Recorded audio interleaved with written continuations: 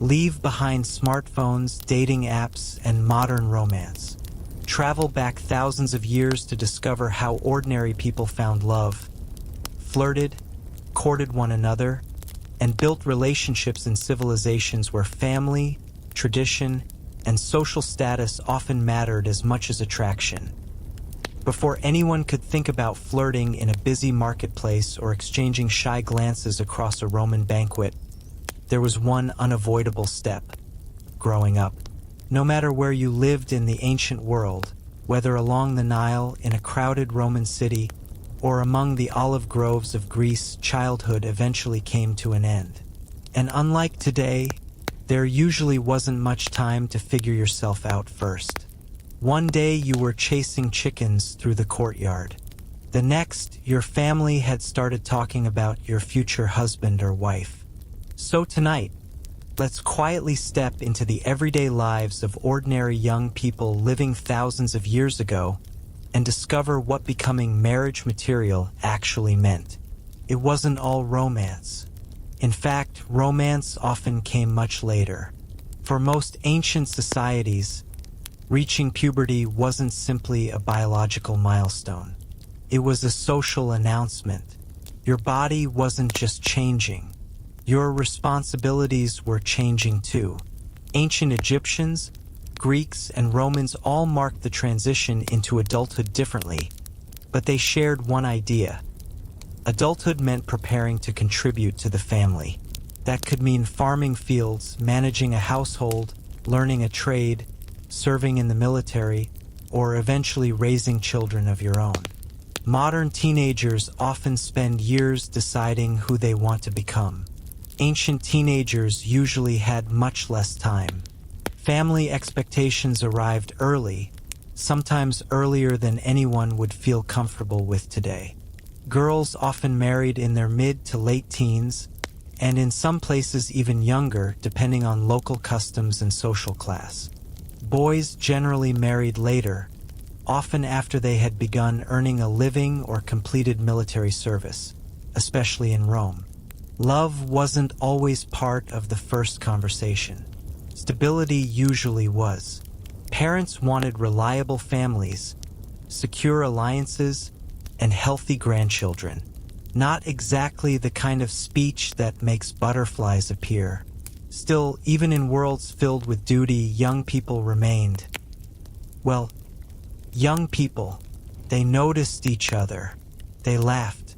They became nervous. They developed embarrassing crushes. Human nature hasn't changed nearly as much as ancient architecture. Beauty also began to matter more as children entered adulthood. But here's something surprising. Ancient beauty standards weren't identical across every civilization. In Egypt, cleanliness was incredibly important. Regular bathing, scented oils, carefully maintained hair, and smooth skin were all admired. Wealthier Egyptians even shaved body hair and wore wigs crafted with remarkable detail. Looking neat wasn't only fashionable. It also helped deal with the rather unwelcome combination of heat, dust, and insects.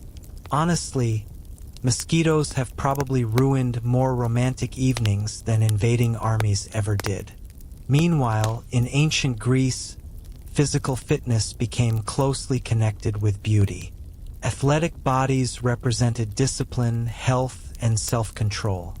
Young men trained in gymnasiums, where exercise, education, and social life often mixed together.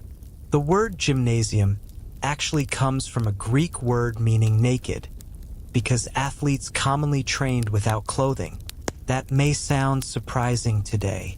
To many Greeks, however, the human body wasn't automatically embarrassing. It could represent harmony, balance, and even divine perfection. Roman society borrowed many Greek ideas but added its own emphasis on appearance and status. Clean clothing, well-kept hair, pleasant perfume, confident posture. These quietly signaled that someone came from a respectable household. Looking attractive wasn't only about nature. It was also about effort, Families invested surprising amounts of time teaching young people how to behave in public. Girls often learned weaving, cooking, household management, and religious rituals from older women. Boys might study farming, business, public speaking, or family trades alongside their fathers. In wealthier households, education could include literature, music, philosophy, and writing. The goal wasn't simply to become attractive. It was to become useful, someone who could strengthen the family, someone trustworthy, someone respectable. Those qualities could matter just as much as a handsome face. Of course, not every young person happily accepted the path chosen for them. Ancient writers occasionally mention sons who resisted expectations or daughters who dreamed beyond arranged matches. Their voices don't survive very often. History tends to preserve the powerful far better than ordinary teenagers complaining about their parents. Some things never change. As adolescence continued, curiosity naturally appeared. Young people watched older couples. They listened to songs about love. They heard myths filled with romance, heartbreak, jealousy, and dramatic misunderstandings that would probably dominate modern streaming services. The gods themselves rarely offered great relationship advice. Take Aphrodite, for example. The goddess of love inspired beauty and desire, but stories involving her often ended with arguments, rivalries, impossible choices, or somebody being transformed into a flower. Ancient mythology had a talent for escalating very quickly. Real life, thankfully, was usually quieter. For many young people, first attractions happened during ordinary moments. Drawing water from a village well, helping at harvest festivals, walking through crowded markets, joining religious celebrations, watching musicians perform during public holidays. Unlike modern dating apps, there was no profile picture to scroll past. You actually had to leave your house. Quite inconvenient, really. Communities were often small enough that everyone knew everyone else's family. That created both opportunities and challenges. If you smiled at someone a little too often, someone's aunt probably noticed. And if someone's aunt noticed, your mother might hear about it before sunset. Privacy wasn't exactly abundant. Reputation mattered enormously. A person's family, honesty, work ethic, and behavior could influence future marriage prospects as much as appearance. That pressure encouraged many young people to behave carefully, especially in public. Not because they lacked emotions, because everyone was watching. Even clothing reflected this transition into adulthood. Children wore relatively simple garments. As young people matured, hairstyles, jewelry, and clothing styles often became more sophisticated. Special ceremonies sometimes marked these changes. A new hairstyle, a dedicated offering at a temple, a different style of clothing. Small changes, perhaps, but meaningful ones. They quietly announced to the community that childhood had ended. Across Egypt, Greece, Rome, and many neighboring cultures, growing up wasn't a private experience. It belonged to the whole family, sometimes even the whole neighborhood. By today's standards, that might sound overwhelming. Yet it also meant young people rarely entered adulthood completely alone.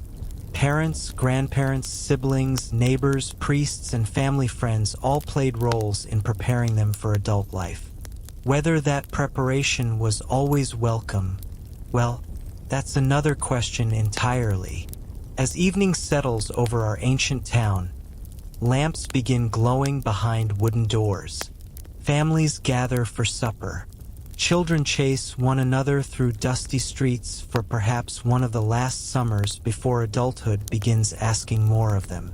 Somewhere nearby, a young man spends a little longer fixing his hair before walking to the marketplace. Across the street, a young woman catches her reflection in polished bronze and wonders if anyone will notice the flowers woven into her braid. Neither knows exactly what the future holds, but both are standing at the same quiet doorway between childhood and adulthood. And in the next chapter, we'll discover how the ancient world transformed ordinary people into their very best versions through perfumes, cosmetics, jewelry, elegant clothing, and beauty rituals that were sometimes surprisingly sophisticated, and occasionally just a little strange. Long before expensive cologne commercials promised eternal romance, and centuries before someone decided that a 6-step skincare routine was completely reasonable, people across the ancient world were already spending remarkable amounts of time trying to look and smell their very best. Because first impressions mattered then just as much as they do now, maybe even more. If you hoped to catch someone's attention at a festival, a crowded marketplace, or a family banquet, showing up covered in dust from the road wasn't exactly the ideal strategy. So, before romance could begin, many people began with something much simpler: a bath. Now, don't imagine modern bathrooms with fluffy towels and hot showers. Ancient bathing looked very different depending on where you lived. In Egypt, bathing was almost a daily habit for those who could manage it. The hot climate made cleanliness both practical and pleasant. People washed with water from the Nile, sometimes using natural soaps made from oils mixed with mineral salts. Wealthier Egyptians even employed servants to help with grooming, while ordinary families relied on simple bowls, jars, and careful routines. Clean skin wasn't only attractive, it was considered civilized. The Greeks also valued cleanliness, though public life played a larger role. Athletes washed after exercising, scraping sweat and olive oil from their skin with curved bronze tools called strigils. It may sound uncomfortable, but it worked surprisingly well. It's probably not a beauty trend that needs to make a comeback. The Romans, however, turned bathing into an entire social experience. Their famous public bathhouses were much more than places to get clean. People exercised, talked business, shared gossip, read poetry, relaxed in warm pools. Sometimes they simply wandered from room to room enjoying the steam. Imagine your local gym, coffee shop, spa, and community center all squeezed into one enormous marble building. That was a Roman bathhouse. Of course, if you happened to notice an attractive person while strolling through the baths, well, that probably wasn't the worst part of your afternoon. Smelling pleasant mattered almost as much as looking good. Without modern deodorant, ancient civilizations became surprisingly creative. Perfumed oils were everywhere. Egyptians loved fragrances made from lotus flowers, lilies, myrrh, frankincense, cinnamon, and sweet herbs. Small jars of scented oils have survived in tombs, showing just how valuable these perfumes were. Some guests at elegant Egyptian feasts even wore small cones of scented wax on top of their wigs or hair. As the evening grew warmer, the wax slowly melted, releasing pleasant fragrances throughout the banquet. Practical? Maybe. Fashionable? Apparently. A little messy? Almost certainly. The Greeks and Romans also adored perfume. Shops sold scented oils imported from Arabia, India, and North Africa. Wealthy households collected perfumes almost like modern people collect luxury fragrances. Different scents were chosen for different occasions. One fragrance for religious ceremonies, another for dinner parties, perhaps another for romantic evenings. Your perfume quietly announced something about your taste, your wealth, and sometimes even where you had traveled. Cosmetics were equally important, especially for women, though men weren't strangers to grooming either. Egypt remains famous for its dramatic eye makeup. Dark lines around the eyes weren't simply decorative. They reduced sunlight glare, discouraged eye infections, and created the striking appearance seen in countless statues and paintings. That famous black eyeliner? It actually had practical benefits. Green eye paint, made from crushed minerals, also became fashionable. Meanwhile, red ochre-colored lips and cheeks, creating healthy-looking complexions that were admired across generations. Greek beauty standards tended to favor a more natural appearance, though cosmetics certainly existed. Roman fashion shifted constantly. Some women preferred pale skin, believing it reflected wealth because it suggested they weren't spending long hours working outdoors. Others highlighted their cheeks, darkened their eyebrows, or experimented with imported beauty treatments from across the empire. Not every beauty recipe was particularly wise. Some Roman cosmetics included white lead, created beautifully pale skin. It also happened to be poisonous. Unfortunately, nobody had read the warning label. Hair could be just as important as the face. In Egypt, wigs became works of art. Both men and women sometimes shaved their natural hair, partly for cleanliness, then wore carefully crafted wigs made from human hair, wool, or plant fibers. These wigs could be decorated with beads, ribbons, gold ornaments, and fragrant oils. Changing hairstyles allowed people to reinvent their appearance without waiting months for their hair to grow. The ancient version of changing your profile picture. Greek women often wore their hair long, arranging it into elegant knots, braids, or soft curls secured with ribbons. Roman hairstyles eventually became incredibly elaborate, especially among wealthy women. Some styles rose high above the head in towering curls supported by pins, wire frames, and an impressive amount of patience. Professional hairdressers became highly valued servants because recreating these styles every morning was no small task. One wrong pin, and hours of work could collapse faster than a poorly built sandcastle. Jewelry completed the picture. Gold necklaces, silver bracelets, pearl earrings, gemstone rings, decorative brooches. Even simple bronze pieces added charm to ordinary clothing. Jewelry wasn't always about showing wealth. It also carried emotion. Families passed treasured pieces from one generation to another. Lovers exchanged rings and small pendants.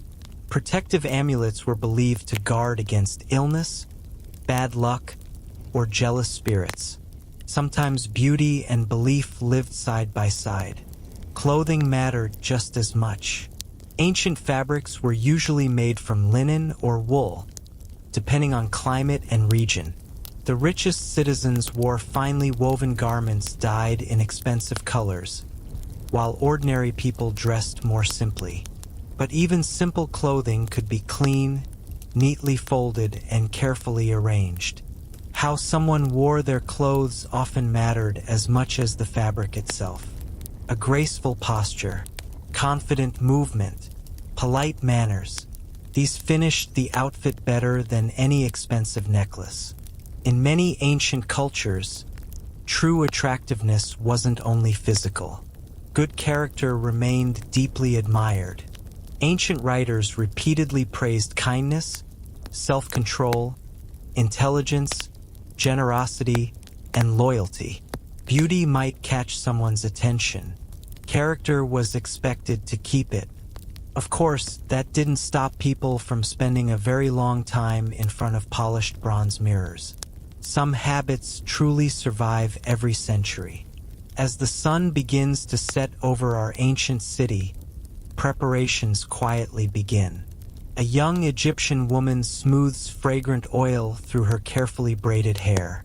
In Greece, a young man washes away the dust of training before meeting friends at a festival. Across Rome, a wealthy matron patiently endures another complicated hairstyle while her hairdresser carefully slides the final bronze pin into place. Nearby, someone nervously adjusts a simple linen tunic, hoping it looks respectable enough for tonight's family banquet. Nobody knows exactly who they might meet, but everyone understands one timeless truth. Looking your best doesn't guarantee romance. It simply opens the door. And in the next chapter, we'll leave private homes behind and wander into the lively streets, markets, temples, festivals, bathhouses, and banquets where strangers became acquaintances, and where some of history's oldest love stories quietly began. If you've ever wondered where people found someone special before dating apps, text messages, or even reliable postal service, the answer is surprisingly simple. They went outside. That was it. No swiping left. No carefully edited profile photos. No mysterious messages that simply said, "Hey." If you wanted to meet someone in the ancient world, you had to leave the house and hope that fate, or perhaps the gods, was having a good day. Of course, ancient societies were very different from ours. Most marriages were strongly influenced by family, social status, and local customs. Meeting someone did not automatically mean choosing your own future husband or wife, but people still noticed one another. They still exchanged smiles. They still developed quiet crushes. And everyday life created countless opportunities for those first moments. Let's begin in one of the busiest places in any ancient city, the marketplace. Whether you stood in an Egyptian town beside the Nile, a Greek agora, or a Roman forum, markets were filled with life from sunrise until late afternoon. Merchants shouted prices. Donkeys stubbornly blocked narrow streets. Fresh bread filled the air with warm aromas. Fish sellers competed with spice traders. Children ran between stalls while their exhausted parents pretended not to notice. It was noisy, busy, sometimes chaotic, which also made it one of the easiest places to notice someone attractive. A young woman might arrive with her mother to buy vegetables or linen. A young man delivering pottery for his family's workshop might pass by several times in the same morning. Was he checking on business? Possibly. Was he also hoping to walk past a certain stall one more time? History remains suspiciously quiet on that question. Markets also gave families a chance to observe one another. Parents paid close attention to reputations. Who worked hard? Who treated customers fairly? Who seemed respectful? Long before formal introductions, people quietly gathered impressions simply by watching daily life unfold. Next came the great festivals. If markets were busy, festivals were unforgettable. Religious celebrations filled cities with music, dancing, athletic competitions, dramatic performances, feasts, and colorful processions. In Egypt, festivals honoring gods like Hathor brought enormous crowds together. In Greece, celebrations dedicated to Dionysus, Athena, or Apollo attracted visitors from neighboring towns. Rome celebrated dozens of public festivals throughout the year, filling its streets with games, races, sacrifices, and entertainment. For young people, festivals offered something rare: freedom to be seen. Families still watched carefully, of course, but there were simply too many people for every glance or conversation to be noticed. Some ancient love poems describe exactly these moments. A crowded celebration, a brief smile, two strangers standing only a few steps apart before disappearing back into the crowd. Sometimes history's biggest moments begin with very ordinary encounters. Temples also played an important role in social life. Today, many people imagine ancient temples as quiet places meant only for prayer. In reality, they were often lively community centers. People visited to make offerings, celebrate religious holidays, seek advice from priests, or participate in public ceremonies. Large temple complexes attracted visitors from surrounding villages, bringing together families who otherwise might never meet. Religion and daily life were deeply connected. Meeting someone while attending a religious celebration wasn't unusual. In fact, it might have seemed entirely natural. Now let's visit one of Rome's most famous inventions, the public bathhouse. To modern ears, the idea sounds unusual. To Romans, it was simply part of everyday life. Bathhouses welcomed people from many social backgrounds, though men and women usually bathed separately or at different hours depending on local customs. Inside were warm rooms, hot baths, cold pools, exercise areas, gardens, and places to relax. People didn't rush. They stayed for hours. Friends met after work. Neighbors caught up on local gossip. Business deals were discussed between steam rooms, and naturally people noticed one another.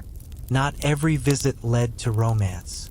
Sometimes it only led to hearing 20 new rumors before lunch.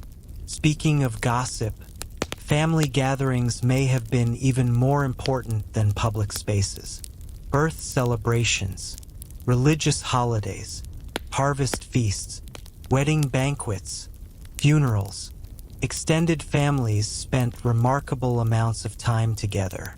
These events introduced young people to cousins, family friends, and respected households within the community.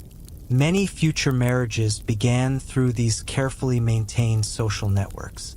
Your grandmother probably knew someone whose nephew knew another respectable family. Apparently, networking existed long before professional websites. Then there were the village wells. For many communities, especially smaller ones, collecting water remained part of daily life. Women often visited wells together, carrying clay jars while sharing news, jokes, and neighborhood stories. Young men passing nearby certainly noticed. Ancient literature occasionally turns these everyday moments into romantic encounters. Standing beside a well became one of history's oldest opportunities for accidental conversations. Or perhaps not entirely accidental. A few extra trips for water might suddenly seem necessary, even if the family's jars were already full. Banquets offered another setting, especially among wealthier households. Hosts invited relatives, political allies, merchants, neighbors, and honored guests to evenings filled with food, music, wine, and conversation. While marriages were rarely arranged over a single dinner, banquets allowed families to observe potential matches in a comfortable setting. Could someone hold an intelligent conversation? Were they polite to servants? Did they drink responsibly? These small details mattered. First impressions weren't formed only by appearance. Behavior spoke just as loudly. Finally, there were the streets themselves. Ancient cities were surprisingly walkable. People traveled on foot nearly everywhere. They crossed the same squares each morning, visited the same baker, passed the same workshops, stopped at the same shrines. Familiar faces slowly became familiar people. Unlike today's fast-moving traffic, much of life unfolded at walking speed. That gave strangers plenty of chances to notice one another again and again. Perhaps the young potter passed the flower seller every market day. Perhaps the baker's daughter always crossed the same bridge at sunset. Perhaps neither said a word for months.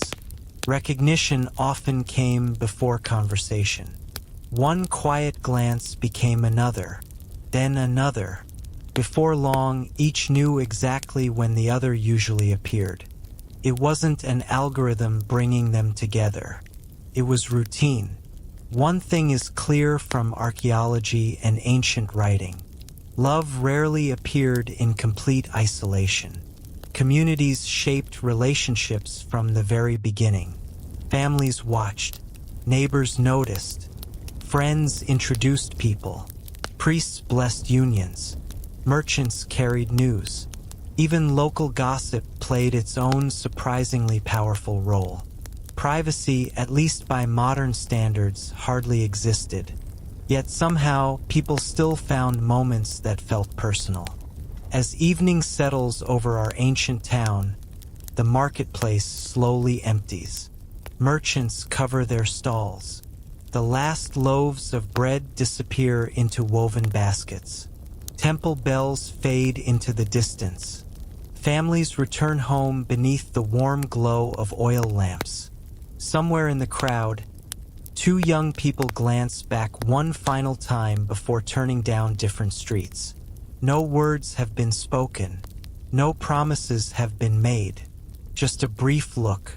Sometimes, that's where every great love story quietly begins. And in our next chapter, we'll see what happened after those first meetings. How ancient people flirted without smartphones, emojis, or pickup lines, relying instead on eye contact, poetry, music, clever gifts, and a surprising number of secret signals. So, you've spotted someone interesting at the marketplace. Maybe you noticed them during a festival. Perhaps you've crossed paths a few times at the village well, or you've exchanged a quick glance during a family banquet. Now comes the difficult part. How do you let them know you're interested without making a complete fool of yourself? As it turns out, people in the ancient world were asking themselves exactly the same question. Technology has changed. Human awkwardness has not. Unlike today, there were no text messages to overthink, no heart emojis to accidentally send to the wrong person, and thankfully, no group chats discussing every tiny interaction. Flirting happened face to face, and because public reputation mattered so much, it usually had to be subtle. Very subtle. One of the oldest forms of flirting was simply eye contact. Ancient Greek and Roman poets loved writing about meaningful glances. A single look across a crowded courtyard could say far more than a long conversation. In many cultures, staring openly could seem rude, especially for young women expected to behave modestly. Instead, brief eye contact followed by a shy smile often carried its own message. The famous look away and then secretly look back again technique appears to be thousands of years old. Apparently, some traditions never disappear. Body language mattered just as much. Standing a little closer than necessary. Turning your body towards someone while they spoke. Finding small excuses to remain nearby. Offering your full attention during a conversation. None of these gestures required words, yet they quietly communicated interest. Ancient writers frequently described lovers recognizing one another through tiny movements that everyone else overlooked. Well, almost everyone. There's always one observant ant who notices absolutely everything. Smiling also carried surprising importance. Ancient sculptures often appear serious because of artistic traditions, but literature paints a very different picture. Poets praised warm smiles, bright expressions, and cheerful personalities. Someone known for kindness and laughter often attracted as much admiration as someone blessed with remarkable beauty. Being pleasant to spend time with has always been one of humanity's greatest advantages. Good news for those of us who weren't carved by the gods themselves. Conversation naturally played an enormous role. Young people couldn't always speak freely, especially if families closely supervised interactions. But festivals, religious celebrations, banquets, and neighborhood gatherings created opportunities for short conversations. Questions remained simple. How is your family? How was the harvest? Did you enjoy the music? Nothing especially dramatic. Sometimes ordinary conversations slowly became meaningful simply because they happened again and again. And if someone remembered what you said weeks later, well, that usually made quite an impression. Music created another path toward romance. Across Egypt, Greece, and Rome, music filled everyday life. People played lyres, flutes, drums, harps, and small stringed instruments during festivals, weddings, religious ceremonies, and family celebrations. A talented musician naturally attracted attention, not unlike someone confidently bringing a guitar to a gathering today, though hopefully with better timing. Ancient songs often explored love, longing, beauty, and heartbreak. Some were playful, others were deeply emotional. A beautiful performance could reveal someone's education, creativity, and confidence without requiring a single boastful word. Dancing also encouraged interaction. Different cultures danced differently, of course. Some dances belonged to religious festivals. Others celebrated harvests or weddings. Group dances allowed young people to participate together while remaining within socially accepted customs. No one needed to invent awkward excuses for standing nearby. The dance itself provided the opportunity. Poetry may have been the closest thing the ancient world had to romantic texting. Love poems survive from nearly every major civilization.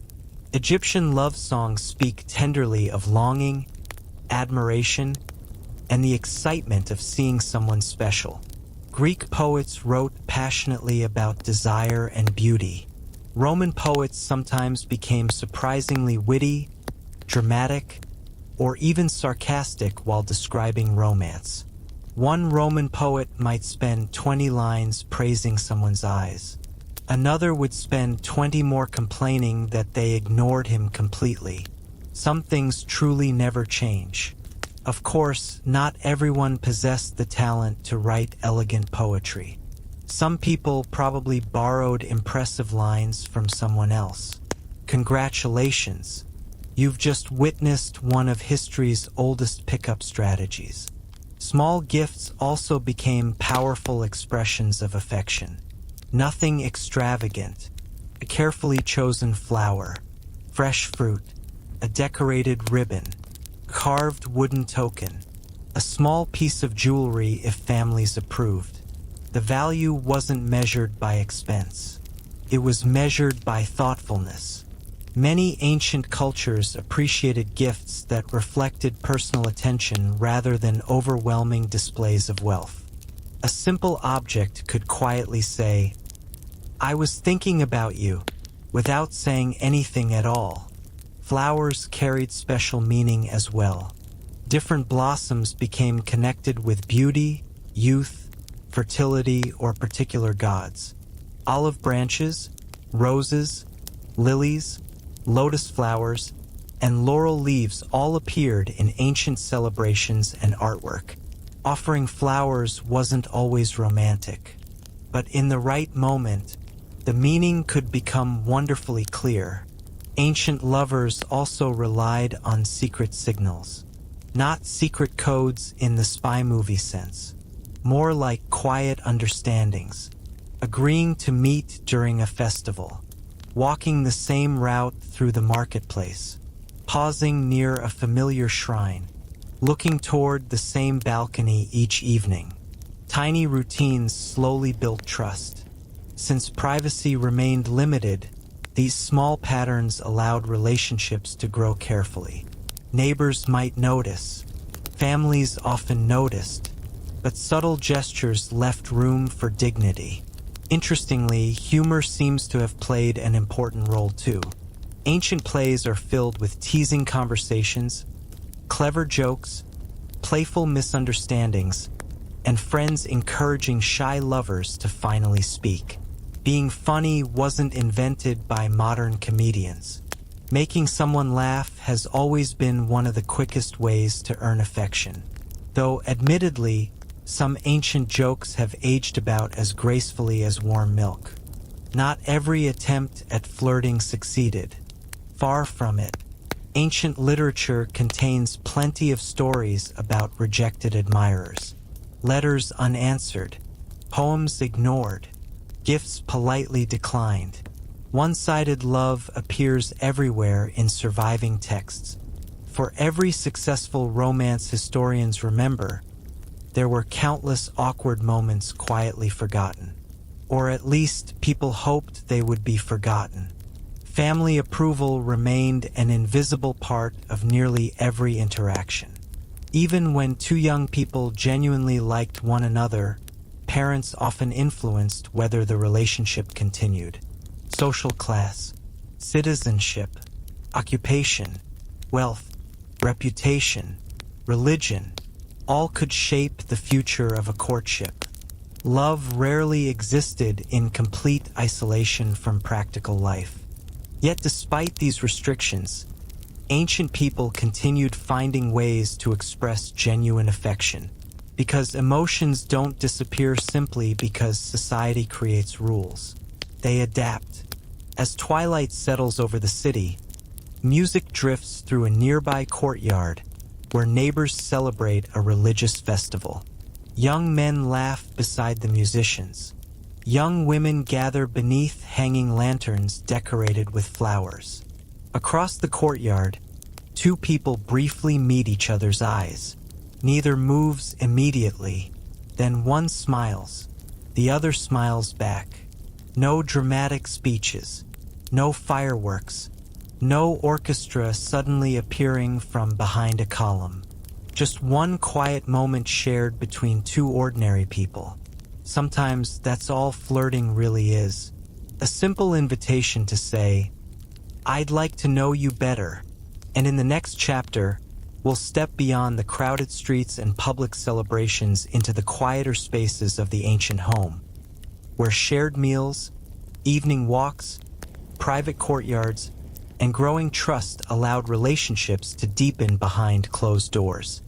After the smiles, after the festivals, after the little gifts and quiet glances, eventually came something much more important. Time together. Not endless hours alone, of course. In the ancient world, true privacy was surprisingly rare. Most families lived under the same roof. Servants moved through wealthy homes throughout the day. Neighbors were only a few steps away, and entire communities seemed to know everyone's business before breakfast. If two people wanted to build a relationship, they usually had to do it within those limits. And somehow, they still managed. Romance in the ancient world wasn't always about grand declarations of love. More often, it grew through ordinary moments. A shared meal, a familiar conversation, a walk after sunset, a glance that slowly became comfortable instead of nervous.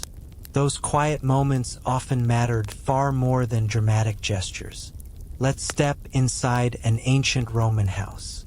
From the outside, it looks fairly plain. High walls face the street with few windows looking outward. But once you step through the entrance, the home opens into a peaceful central courtyard called the atrium. Sunlight falls through an opening in the roof, birds sing somewhere nearby, and the sound of a small fountain echoes softly through the space. For wealthier families, this courtyard became one of the few places where guests could be welcomed in comfort. It wasn't a place for secret romance. Far from it. Parents, relatives, servants, and visitors were usually nearby. But conversations could happen here. A young couple, perhaps already promised to one another, might spend time talking while family members remained close enough to satisfy social expectations. Not exactly private, but private enough.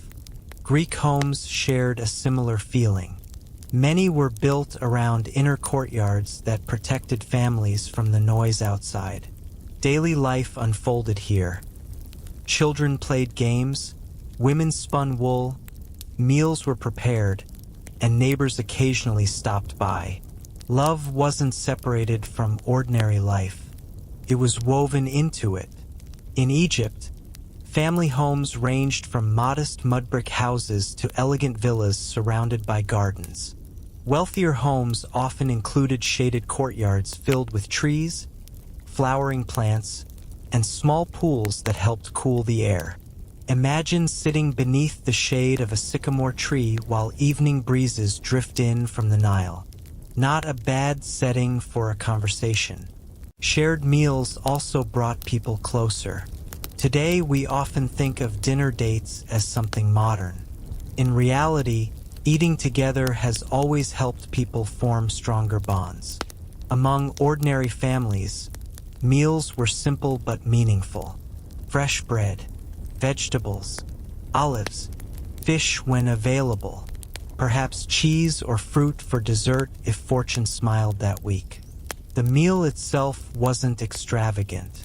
The company mattered more. Listening to someone tell stories about their day, laughing over small mistakes, learning their habits, watching how they treated parents, siblings, or servants. Character quietly revealed itself around the dinner table. We still judge people by how they behave during meals today. Only now we also have to worry about whether they'll spend the whole evening staring at their phone. Ancient couples had one advantage. There were no notifications interrupting dinner every 30 seconds. Evening walks offered another rare opportunity. Once the heat of the day faded, city streets became more comfortable. Families stepped outside. Neighbors greeted one another. Children finished their games before darkness settled over the town. For couples already engaged or for married couples, walking together after sunset could become one of the calmest parts of the day. Oil lamps glowed in windows. Shopkeepers closed wooden shutters. The noisy marketplace slowly became quiet. The world seemed to breathe more slowly. It's easy to imagine conversations becoming more honest during those peaceful evenings. Not every relationship began with overwhelming passion. Many grew gradually, especially when marriages were arranged. Modern audiences sometimes imagine arranged marriages as completely cold or emotionless. History paints a more complicated picture. Many couples hardly knew each other before marriage. Others had met several times through family gatherings. Some eventually developed deep affection. Others simply learned to work together with mutual respect. Love wasn't guaranteed. Neither was unhappiness. Human relationships have always been wonderfully unpredictable. Ancient letters give us little windows into these quieter emotions. Roman husbands serving far from home wrote affectionate messages to their wives. Egyptian love poems describe longing when couples were separated. Some surviving letters include simple requests like sending warm clothing or asking about children's health. They don't sound especially dramatic. That's exactly what makes them feel so real. Real love often hides inside ordinary conversations. Bedrooms naturally became the most private spaces in a home. But privacy didn't always mean what we imagine today. Many ordinary families shared sleeping spaces. Children often slept near parents. Servants sometimes remained close by. Separate bedrooms belonged mostly to wealthier households. The ancient home was usually full of people. Completely disappearing together for hours simply wasn't realistic. Instead, emotional intimacy often developed long before physical privacy became possible. Trust grew slowly, through conversation, shared responsibilities, daily routines, helping one another during difficult times. That foundation mattered enormously, especially because marriage was expected to last. In Rome, marriage carried legal responsibilities involving property, inheritance, and family honor. In Greece, marriage strengthened households and continued family lines. In Egypt, Women generally enjoyed more legal independence than many of their Greek or Roman counterparts, allowing married couples to sign contracts, own property, and manage financial matters together. Marriage wasn't only emotional, it was practical. But practical doesn't mean loveless. Ancient writers occasionally describe husbands grieving deeply after losing their wives. Wives dedicated touching memorials to beloved husbands. Poets celebrated companionship just as much as beauty. One Roman tombstone simply praises a wife for being loyal, kind, and devoted to her family. It isn't filled with dramatic poetry, yet thousands of years later, its quiet affection still feels moving. Of course, ancient authors also loved exaggeration, especially when writing about romance. Some stories describe impossible lovers willing to cross kingdoms, challenge kings, or anger the gods themselves. Real couples were usually much less dramatic. Most were simply trying to manage household budgets, noisy children, stubborn livestock, and relatives who offered entirely too much advice. Perhaps true romance has always involved surviving family gatherings together. As night falls across our ancient neighborhood, oil lamps flicker gently behind wooden doors. A married couple finishes cleaning after supper while quietly discussing tomorrow's work. In another home, two young people recently promised to one another share a careful conversation beneath the watchful eyes of their families. Across the courtyard, laughter drifts into the warm evening air as neighbors exchange stories before heading to bed. Nothing here looks like the romances painted in modern movies. There are no orchestras, no dramatic kisses in the rain, just ordinary people learning to trust one another, one quiet evening at a time. And perhaps that's the biggest surprise of all. Across thousands of years, the strongest relationships were rarely built in a single unforgettable moment. They were built in hundreds of ordinary ones. In the next chapter, we'll explore one of history's most misunderstood subjects: how ancient civilizations viewed kisses, affection, hand-holding, and physical intimacy, separating Hollywood myths from what historical evidence actually tells us. By now, our two ancient lovebirds have made it through the hardest part. They've met. They've survived the awkward flirting. Their families haven't completely ruined everything. That's already impressive. So, what happened next? Did couples in the ancient world kiss? Did they hold hands? Did they hug? Or is all of that something Hollywood simply added later? The answer is a little more complicated than you might expect. The ancient world wasn't one giant culture with one set of rules. An Egyptian couple, a Greek couple, and a Roman couple might all express affection differently. What was perfectly acceptable in one place could raise a few eyebrows somewhere else. Still, one thing becomes very clear when we read ancient literature and examine archaeological evidence. People loved showing affection. They just didn't always do it the way we do today. Let's begin with the kiss. Yes, people kissed. In fact, the Romans had several different words for different kinds of kisses. A friendly kiss between relatives, a respectful kiss, and a romantic kiss between lovers. To the Romans, a kiss could communicate many different emotions depending on the situation. It wasn't automatically romantic. Family members sometimes greeted one another with kisses, especially among the upper classes. Close friends might also exchange them. Meanwhile, lovers understood perfectly well when a kiss meant something entirely different. The Greeks certainly knew about kissing too. Their poems, plays, and works of art describe kisses between lovers, though public behavior generally remained modest. Most romantic affection happened away from large crowds. Ancient Greek writers often focused less on the kiss itself and more on anticipation. the nervous excitement beforehand, the racing heartbeat, the uncertainty. Apparently, butterflies in the stomach have existed for at least a few thousand years. Egypt leaves us fewer direct descriptions of kissing than Greece or Rome, but love poems from the New Kingdom are filled with tenderness. Young lovers describe wanting to spend time together, longing to hear one another's voices, or dreaming about being close again after time apart. The emotions feel surprisingly modern. One poem compares seeing a beloved person to recovering after illness. That's either incredibly romantic or a very dramatic way of saying, "I really missed you," probably both. Holding hands is another interesting question.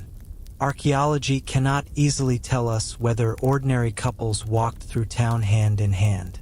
Stone statues don't exactly capture every casual gesture, but artwork does show couples standing close together, embracing, or placing hands gently on each other's shoulders. Roman funerary monuments often depict husbands and wives holding right hands together. This gesture, known as dextra maiunctio, symbolized unity, trust, and the bond of marriage. It wasn't necessarily showing a real moment from daily life. Instead, it represented the ideal relationship the couple hoped to be remembered for. Even in death, companionship remained important. Public displays of affection, however, depended heavily on local customs. Most ancient societies valued modest behavior, especially for women from respected families. Open displays of passion in crowded public spaces could damage reputations. A brief smile? Perfectly acceptable. A polite conversation? Usually fine. A dramatic movie-style embrace in the middle of the marketplace? That might earn far more attention than anyone wanted. And not the good kind. Privacy mattered. Not because affection was considered shameful, but because intimacy belonged within trusted relationships. Ancient writers often praised self-control. Knowing when to express emotion was considered a sign of maturity. This idea appeared again and again across Greek philosophy and Roman moral writing. Feel deeply, behave wisely, simple advice, not always easy to follow. When couples finally found private moments together, affection could become much more relaxed.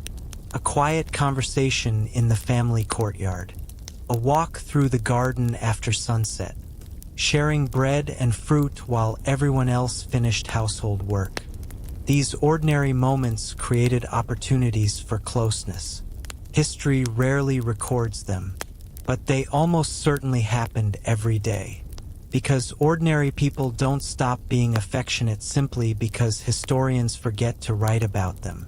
Ancient love poetry gives us wonderful little glimpses.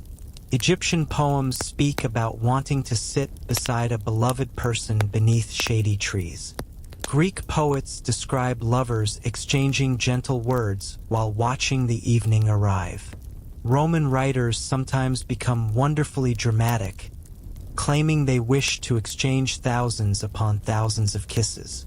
One famous Roman poet, Catullus, practically turned counting kisses into an impossible mathematical exercise. Apparently, just one more kiss has always been difficult to measure. Physical intimacy within marriage was generally understood as a normal part of adult life across Egypt, Greece, and Rome. Marriage wasn't only about property, inheritance, or producing children. Ancient writers also acknowledged companionship, attraction, and mutual affection. Exactly how couples experienced these private parts of life naturally varied from one household to another. Like today, every relationship was unique. What historians can say with confidence is that these societies recognized physical intimacy as an ordinary aspect of marriage, even if they discussed it in different ways and with different levels of openness. This brings us to one of the biggest modern myths. Movies often portray the ancient world as if everyone behaved with endless freedom and constant romance. The reality was much more balanced. Social expectations were powerful. Families watched closely. Reputation mattered.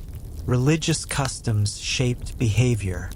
Most people lived ordinary lives filled with work, responsibilities, and limited privacy. Romantic relationships existed within those realities, not outside them. Of course, there were exceptions. Large cities like Rome, Alexandria, and later imperial centers offered greater anonymity than small villages. Travelers, merchants, soldiers, actors, and sailors moved constantly through these places. Urban life could sometimes provide opportunities that simply didn't exist in quieter communities. Even then, society still judged people according to reputation and status.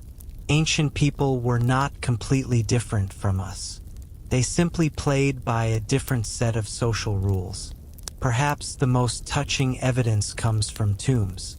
Across the Roman world, husbands and wives commissioned inscriptions celebrating years spent together.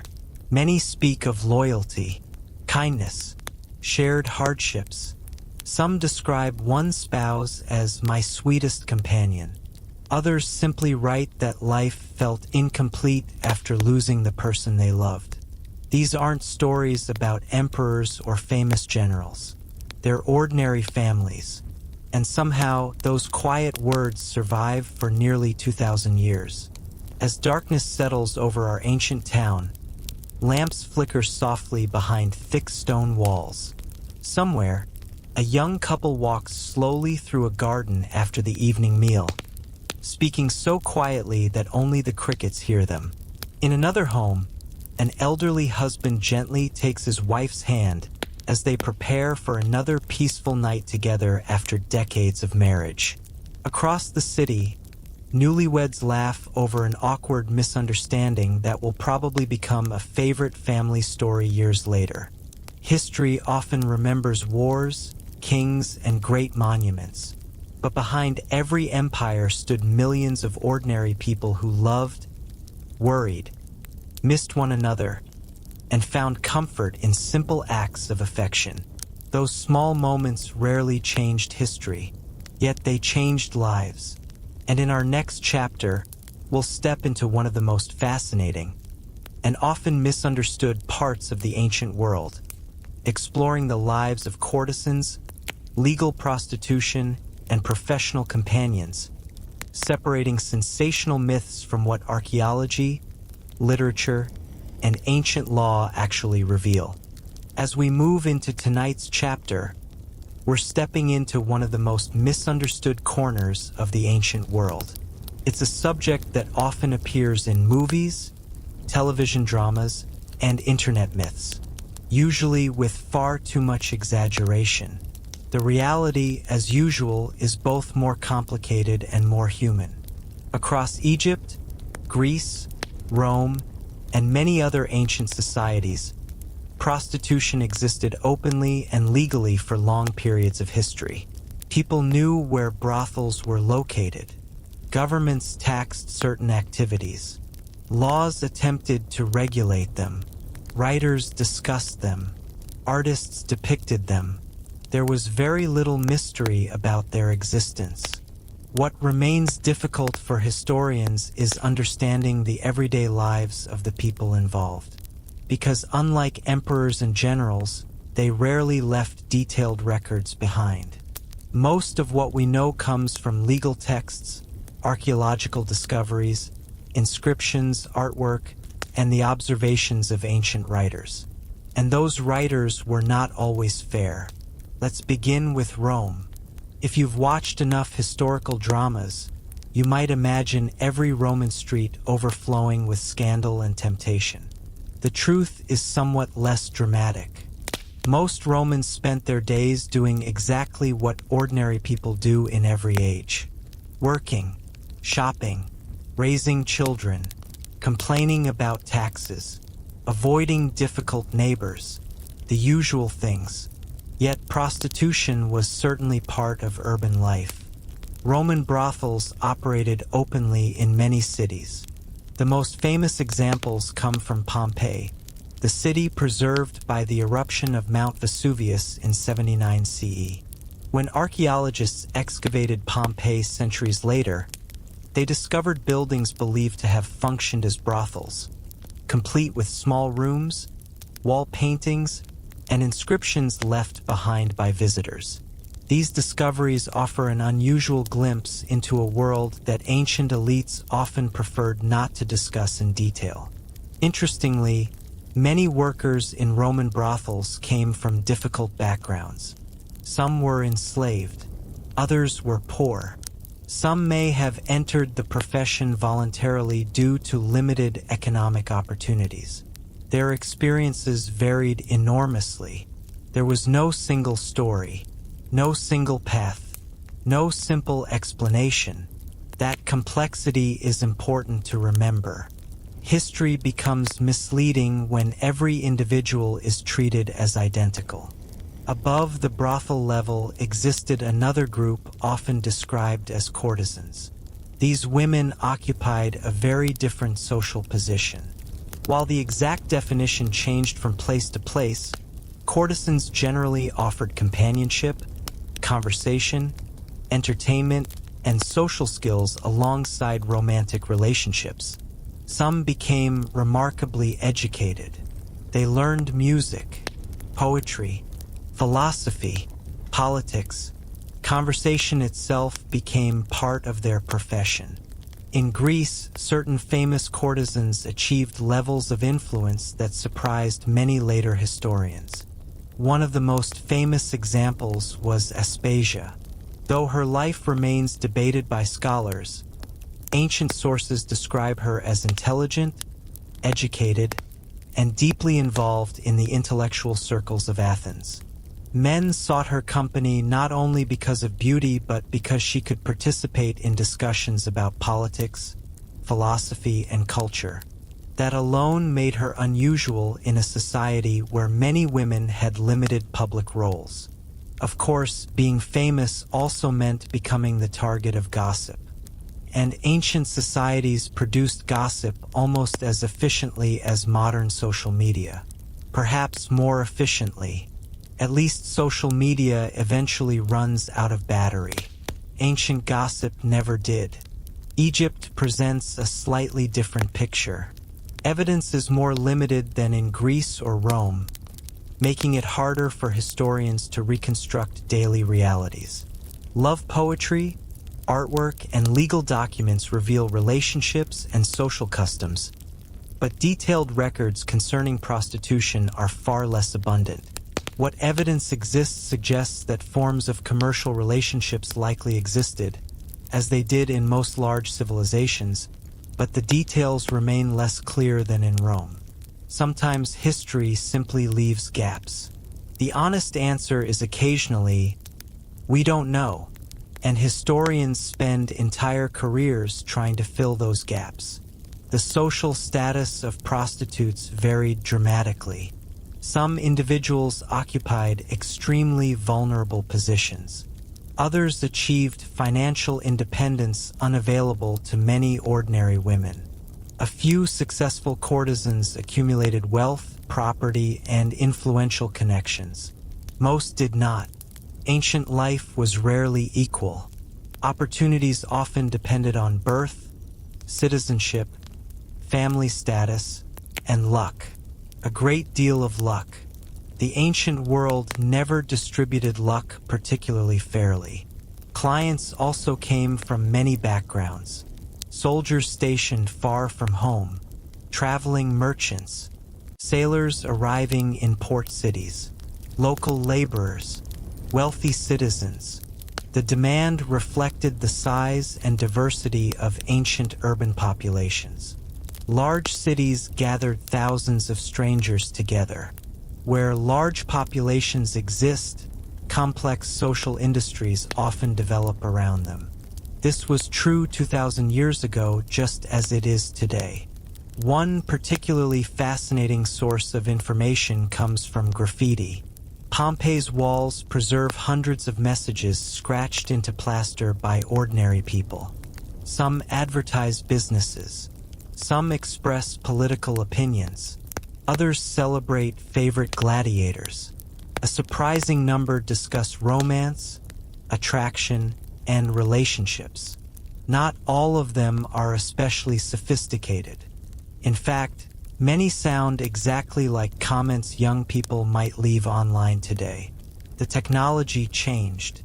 Human behavior remained stubbornly familiar. Ancient governments generally viewed prostitution through a practical lens. Roman authorities registered certain workers and collected taxes. Laws attempted to define legal categories and social boundaries. Moralists occasionally complained about declining standards, which is another remarkably ancient tradition. Every generation seems convinced that the previous generation behaved better. Evidence rarely supports this belief, yet people continue repeating it anyway. Religion added another layer of complexity. Many modern myths claim that all ancient prostitution was tied to temples or religious rituals. Historians today approach these claims very cautiously. While some ancient sources mention sacred or ritualized practices, the evidence is often fragmentary, misunderstood, or exaggerated by later writers.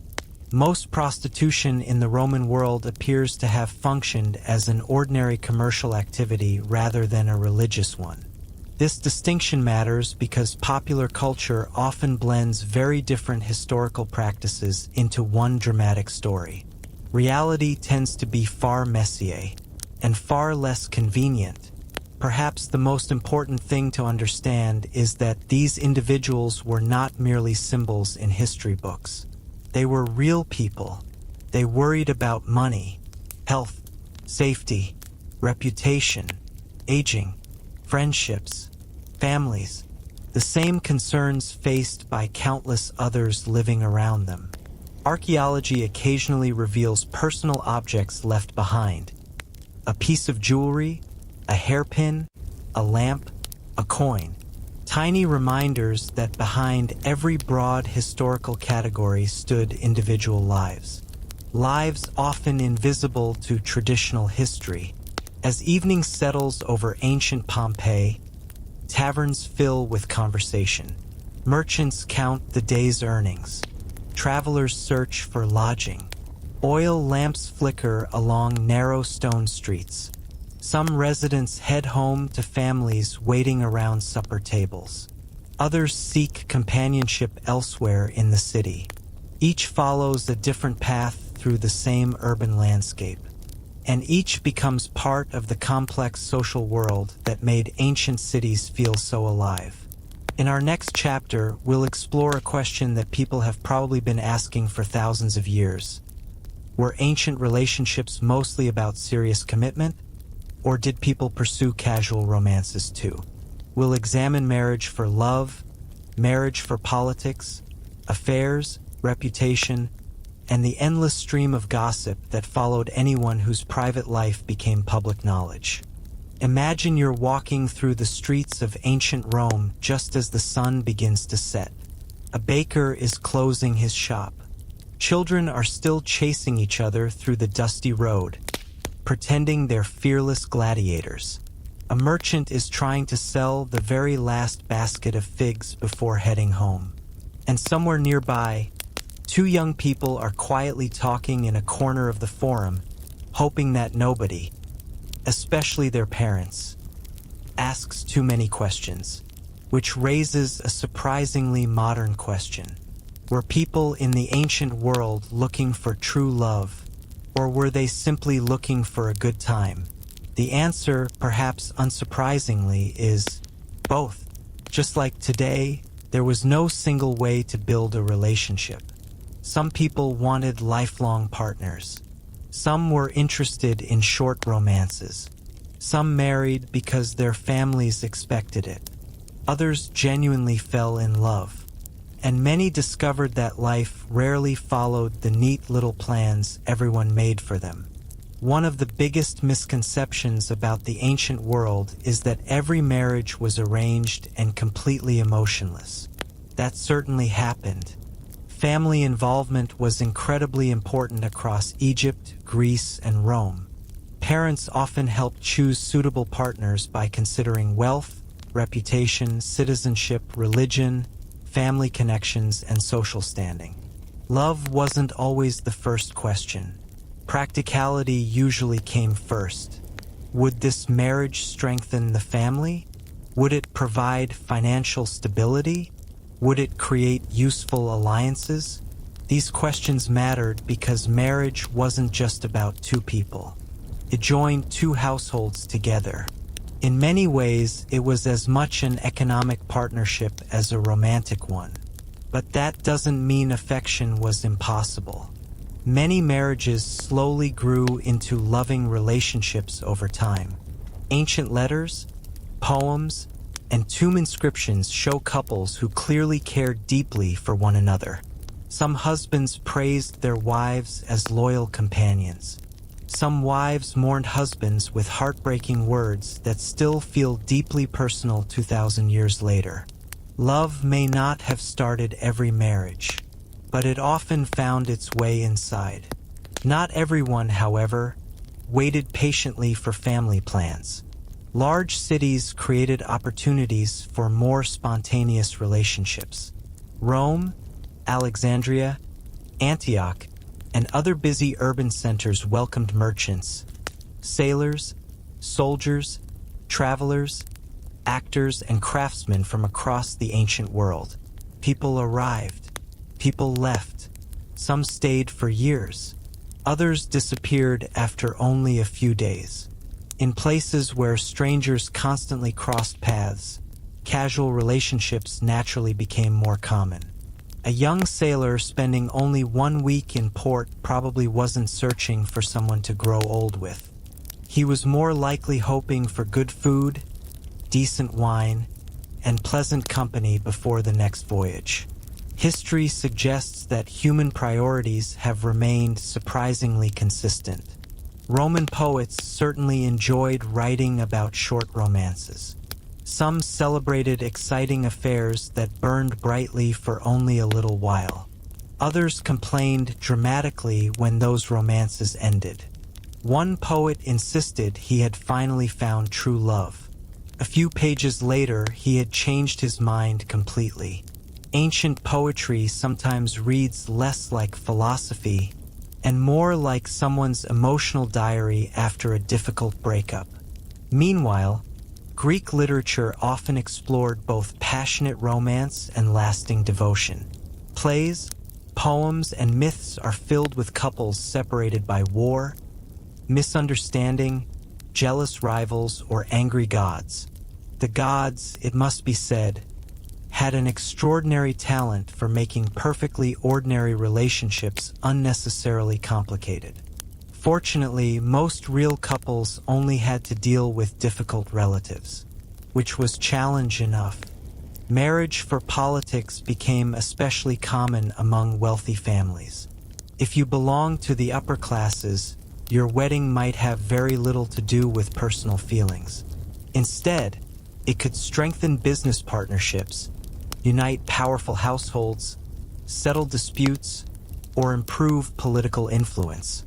Among Roman senators and wealthy landowners, marriages often carried enormous social importance. The bride and groom certainly mattered, but so did everyone connected to them. A successful marriage could reshape an entire family's future. Ordinary farmers and craftsmen usually faced different concerns. Their marriages focused more on practical survival. Running a farm, managing a workshop, raising children, supporting aging parents. Romance certainly existed, but daily responsibilities rarely paused long enough to resemble a modern romantic comedy.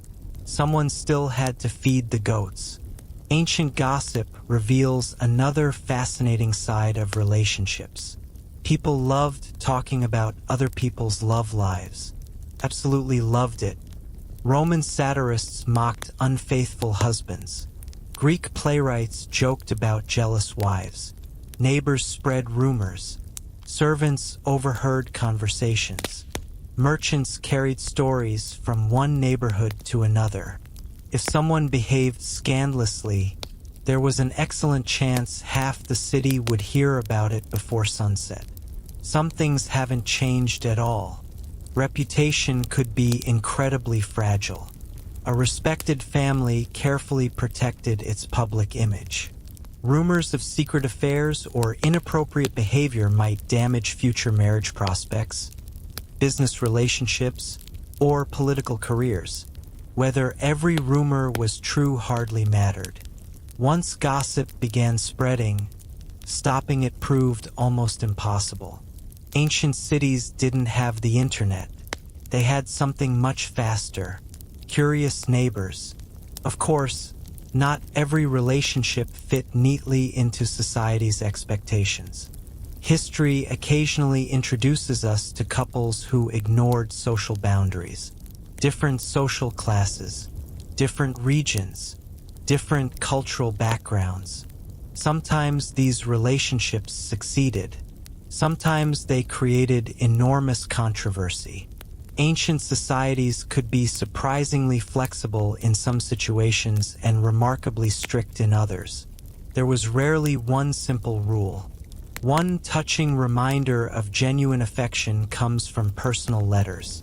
A Roman soldier stationed far from home writes to ask whether his family is healthy. An Egyptian husband worries about his wife during pregnancy. A merchant promises to return as soon as business allows. These aren't dramatic love stories. They're ordinary messages between people who simply miss each other. Perhaps those are the most believable romances of all.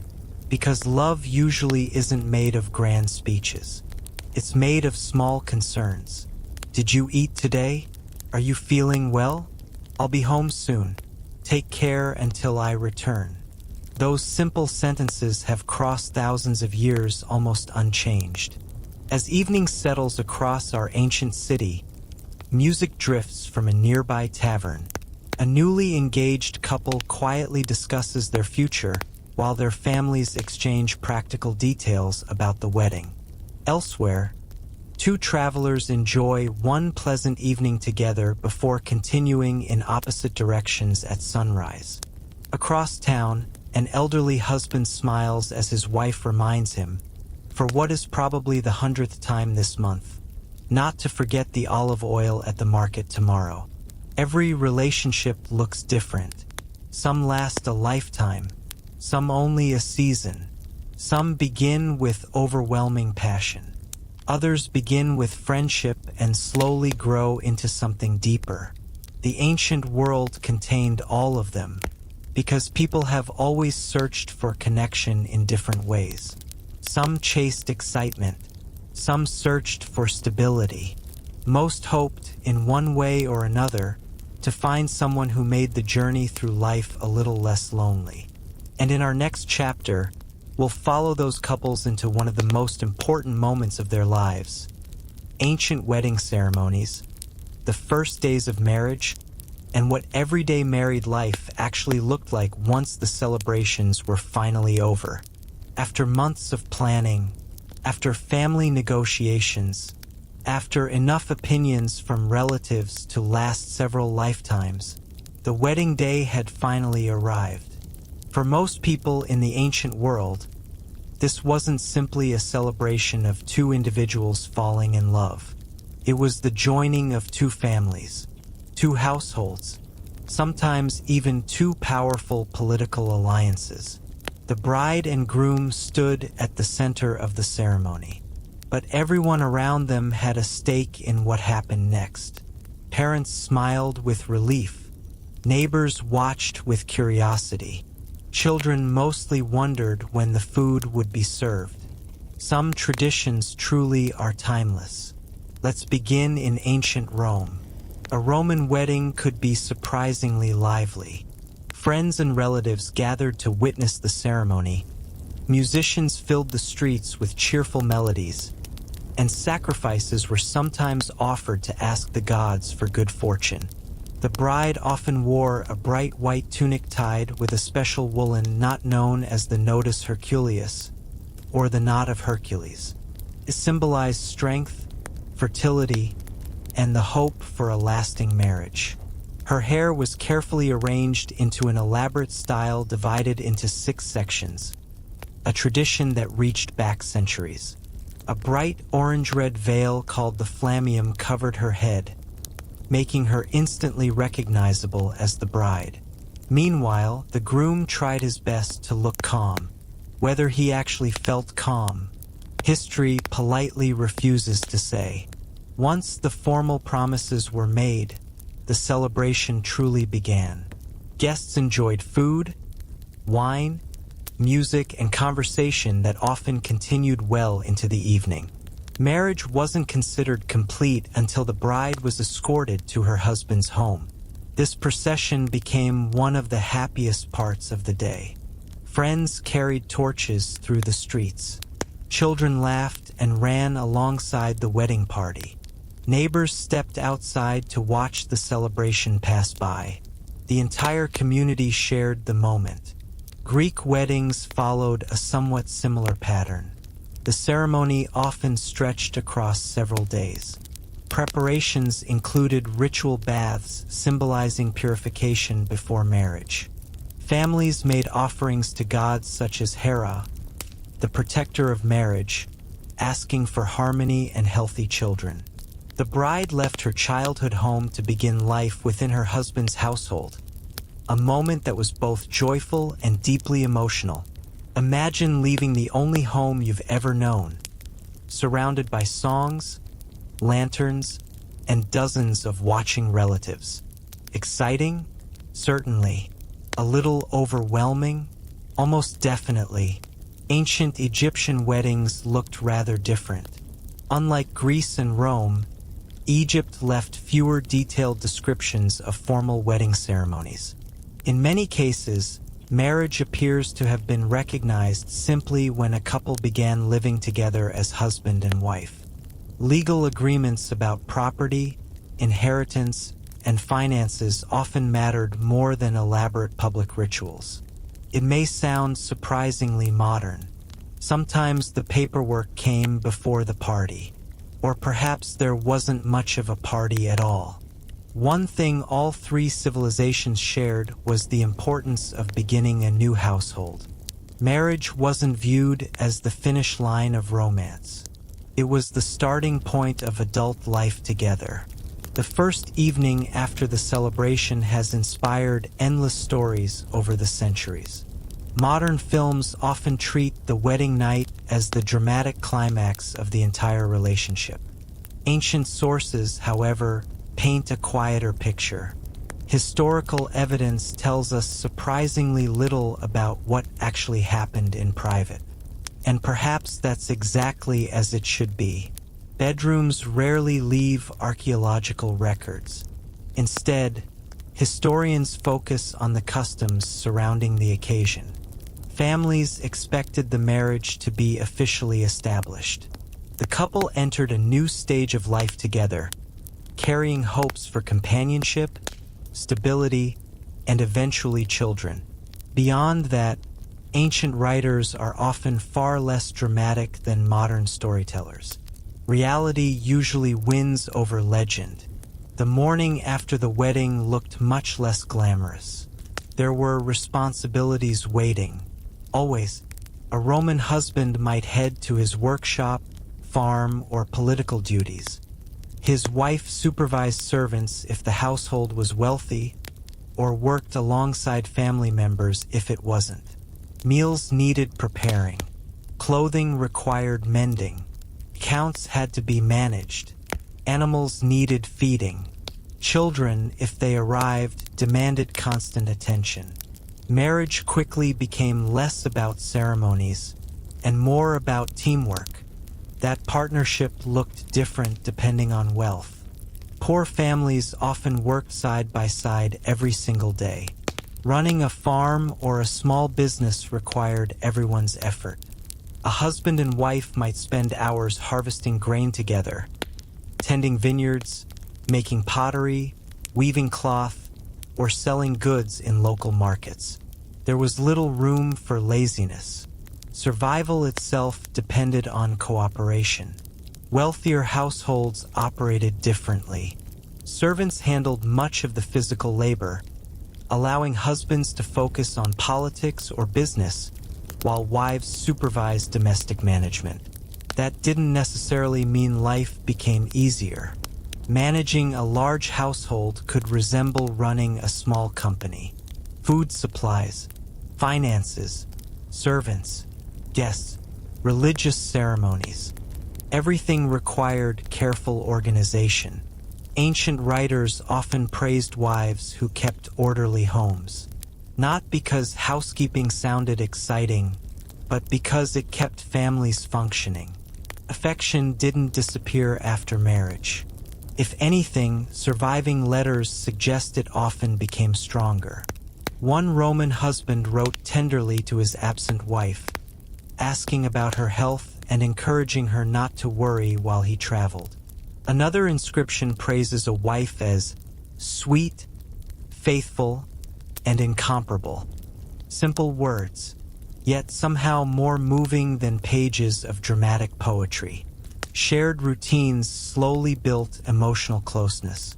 Eating breakfast together, walking through the garden before work, laughing over a child's first attempt at helping with chores, comforting one another after a difficult harvest. These moments rarely appeared in grand historical books, yet they made up the vast majority of married life. Arguments existed too. Of course they did. Ancient marriages weren't magical fairy tales. Couples disagreed about money, relatives, property, children, daily responsibilities. Roman playwrights joked endlessly about stubborn husbands and sharp-witted wives. Apparently, good-natured marital teasing has been entertaining audiences for over 2,000 years.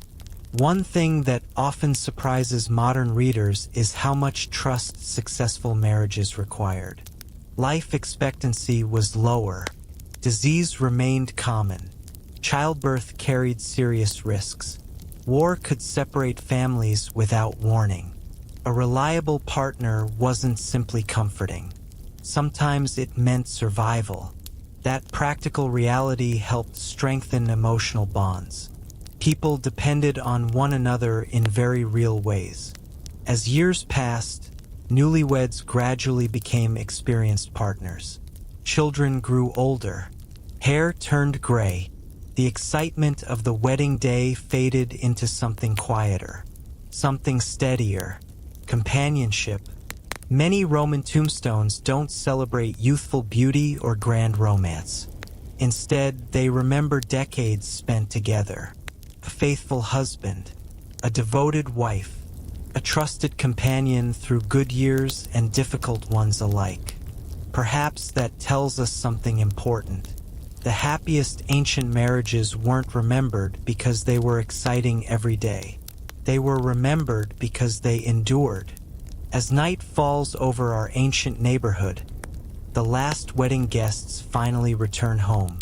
The musicians have packed away their instruments. The torches burn low. Inside one modest house, two newlyweds sit together after the busiest day of their lives, surrounded by unfamiliar furniture and the quiet realization that tomorrow they begin building a home together. Outside, the city grows still. Another marriage has begun, not as the ending of a love story, but as the beginning of an entirely new chapter. And in our next chapter, we'll explore one of the most fascinating and surprisingly practical subjects in ancient history: contraception, fertility, pregnancy, midwives, and the remarkable medical knowledge that civilizations like Egypt, Greece, and Rome developed while trying to understand how families began. Now that our newly married couple has settled into everyday life, another question naturally begins to appear. When would they have children? For many families in the ancient world, This wasn't just a personal decision. It was one of the most important expectations of marriage. Children helped continue the family name. They inherited property. They cared for parents in old age. On farms, they eventually became extra hands during harvest. In workshops, they learned family trades. A growing family often meant a stronger household. But life was never as simple as get married and have children. Ancient people understood that pregnancy could be unpredictable. Sometimes it happened quickly. Sometimes it didn't happen at all. Sometimes it ended in heartbreak. Without modern medicine, every pregnancy carried uncertainty. That uncertainty shaped the lives of millions of ordinary families. Let's begin with something that surprises many people. The ancient world did know about contraception. Not modern contraception, of course. There were no pharmacies, no tiny packets with instruction leaflets, and definitely no online delivery services. Instead, people relied on experience, herbal knowledge, and remedies passed down through generations. Some methods had little scientific value. Others may actually have worked to a limited degree. Ancient Egypt provides some of the earliest written evidence. Medical texts, including famous papyri, describe recipes intended to reduce the chance of pregnancy. These mixtures often combined plant fibers, honey, tree gums, or other natural ingredients. Modern scientists believe a few of these substances may have created a physical barrier or altered the body's environment in ways that offered some protection, although their effectiveness was almost certainly far lower than modern contraceptives. Still, the important point is this: people were thinking about family planning over 3,000 years ago. That alone challenges many modern assumptions. The Greeks also discussed contraception. Physicians and philosophers debated fertility, reproduction, and women's health. Certain herbs became widely known for their supposed ability to prevent or encourage pregnancy. One plant became almost legendary. It was called silphium. This remarkable plant grew mainly around the North African city of Cyrene and became so valuable that it appeared on local coins. Ancient writers praised it for cooking, medicine, and, according to several sources, preventing pregnancy. Demand became so great that the plant eventually disappeared from history. Whether it became extinct through overharvesting or changing environmental conditions remains uncertain. Imagine a medicine becoming so popular that humanity accidentally uses up the entire species. History occasionally surprises us like that. The Romans inherited much of this medical knowledge while adding ideas of their own. Doctors recommended different herbs, oils, and treatments depending on the situation. Some advice reflected careful observation. Other recommendations seem rather unusual today. One physician suggested that certain exercises immediately after intimacy might reduce the chance of pregnancy. Modern medicine is not especially convinced. Ancient doctors were often brilliant observers. They were also working without microscopes, modern biology, or laboratory testing. Sometimes they guessed correctly, sometimes not quite. Alongside contraception stood another enormous concern: fertility. Many couples desperately hoped for children. When pregnancy didn't happen, families often searched for explanations. Some turned to physicians. Others visited temples. Many did both. Religion and medicine were not viewed as opposites. They often worked side by side. In Egypt, couples prayed to gods and goddesses connected with childbirth and family life, believing divine favor could help bring healthy children. The Greeks sought the blessings of deities such as Hera and Artemis, while Romans made offerings to household gods and other divine protectors of family life. Hope took many forms. One fascinating aspect of ancient medicine is that doctors actually attempted pregnancy tests. Egyptian medical texts describe a famous method involving wheat and barley seeds. A woman would urinate onto the seeds over several days. If the grains sprouted, the test suggested pregnancy. Even more remarkably, some modern experiments have shown that this method may have worked better than random chance because hormonal changes can influence seed growth under certain conditions. It certainly wasn't perfect, but for a civilization thousands of years old, that's surprisingly impressive. Once pregnancy began, daily life changed. Expectant mothers often reduced heavy physical work when possible, although poorer women usually continued working because they simply had no alternative. Families paid close attention to diet, rest, and religious rituals intended to protect both mother and child. Pregnancy brought excitement. It also brought worry. Without modern hospitals, every birth involved real risk. This is where one of the most respected figures in the ancient household entered the story: the midwife. Midwives were experienced women who guided pregnancies, assisted births, comforted mothers, and cared for newborns. Their knowledge came through years of observation and practice. Some became highly respected members of their communities. In many places, they understood childbirth better than formally trained male physicians, simply because they attended so many births. When labor finally began, family members gathered nearby while the midwife took charge.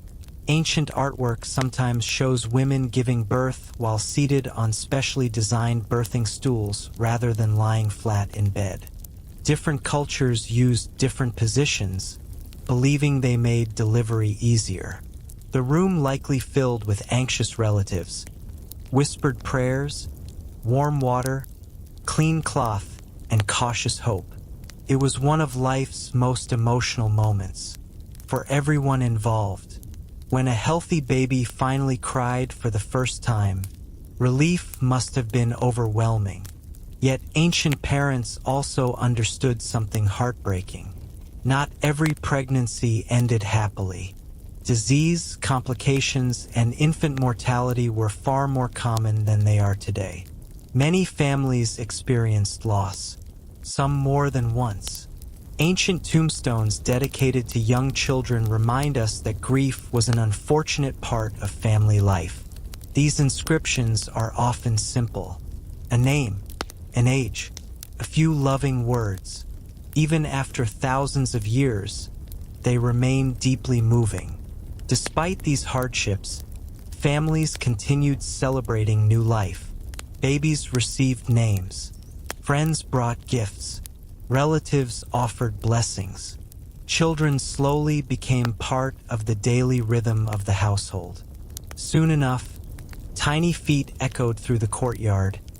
Curious hands reached for everything within sight, and exhausted parents discovered that sleep had apparently gone out of fashion. Another timeless human experience. Looking back, perhaps the most remarkable thing isn't how different ancient families were. It's how familiar they seem. They hoped. They worried. They searched for good medical advice. They celebrated healthy births. They mourned heartbreaking losses. They did the very best they could with the knowledge available to them. As night settles over our ancient town, a small oil lamp burns softly beside a sleeping newborn wrapped carefully in linen. Nearby, tired parents exchange quiet smiles after an exhausting but unforgettable day. Outside, life continues as it always has. Merchants prepare tomorrow's goods. Farmers watch the stars. Neighbors close their wooden shutters. And inside one humble home, another generation has quietly begun. In our next chapter, we'll leave the peaceful family home for a darker side of ancient relationships. Affairs, jealousy, divorce, public reputation, and the scandals that kept entire cities talking long before newspapers or social media ever existed. No matter how carefully a marriage was arranged, no matter how beautiful the wedding had been, no matter how many blessings the gods were asked to give, relationships could still become complicated. Very complicated. People fell in love with the wrong person. Promises were broken. Rumors spread through neighborhoods. Jealousy appeared where no one expected it. And sometimes, an entire city seemed to know about a private affair before the people involved had even finished arguing. If that sounds familiar, human nature hasn't changed very much. The ancient world was full of love stories. It was also full of heartbreak. Let's begin with one important truth. Affairs were nothing new. They existed in Egypt, Greece, Rome, and nearly every civilization historians have studied. Ancient writers discussed them constantly, although not always fairly. Men and women were often judged by very different standards. In many societies, especially Greece and Rome, husbands generally enjoyed greater social freedom than wives. A married woman accused of having an affair could face serious consequences. Her reputation might be destroyed. Her marriage could end. Her family might suffer embarrassment for years. A married man who behaved similarly might also face criticism, particularly if his actions brought public shame upon his household. But society often judged him less harshly. By modern standards, the double standard feels obvious. Even some ancient writers quietly hinted that it was unfair. Roman law treated marriage as both a personal relationship and a legal institution. Because marriage affected inheritance, citizenship, property, and family honor, the government occasionally became involved when serious accusations appeared. During the reign of Emperor Augustus, new marriage laws encouraged citizens to marry and have children while also imposing penalties for certain forms of adultery. Private relationships suddenly became matters of public concern. Imagine arguing with your spouse and discovering the government had opinions too. Not exactly ideal. Of course, laws could only do so much. Human emotions rarely pay attention to legal documents. Jealousy appeared everywhere in ancient literature. Greek tragedies are filled with suspicious husbands, betrayed wives, jealous rivals, and impossible love triangles. Sometimes the stories ended with forgiveness. More often, they ended with someone making a spectacularly bad decision. The gods rarely helped. In fact, they usually made things worse. Ancient mythology almost seems determined to prove that jealousy and divine powers should never mix. Take Zeus, or perhaps don't.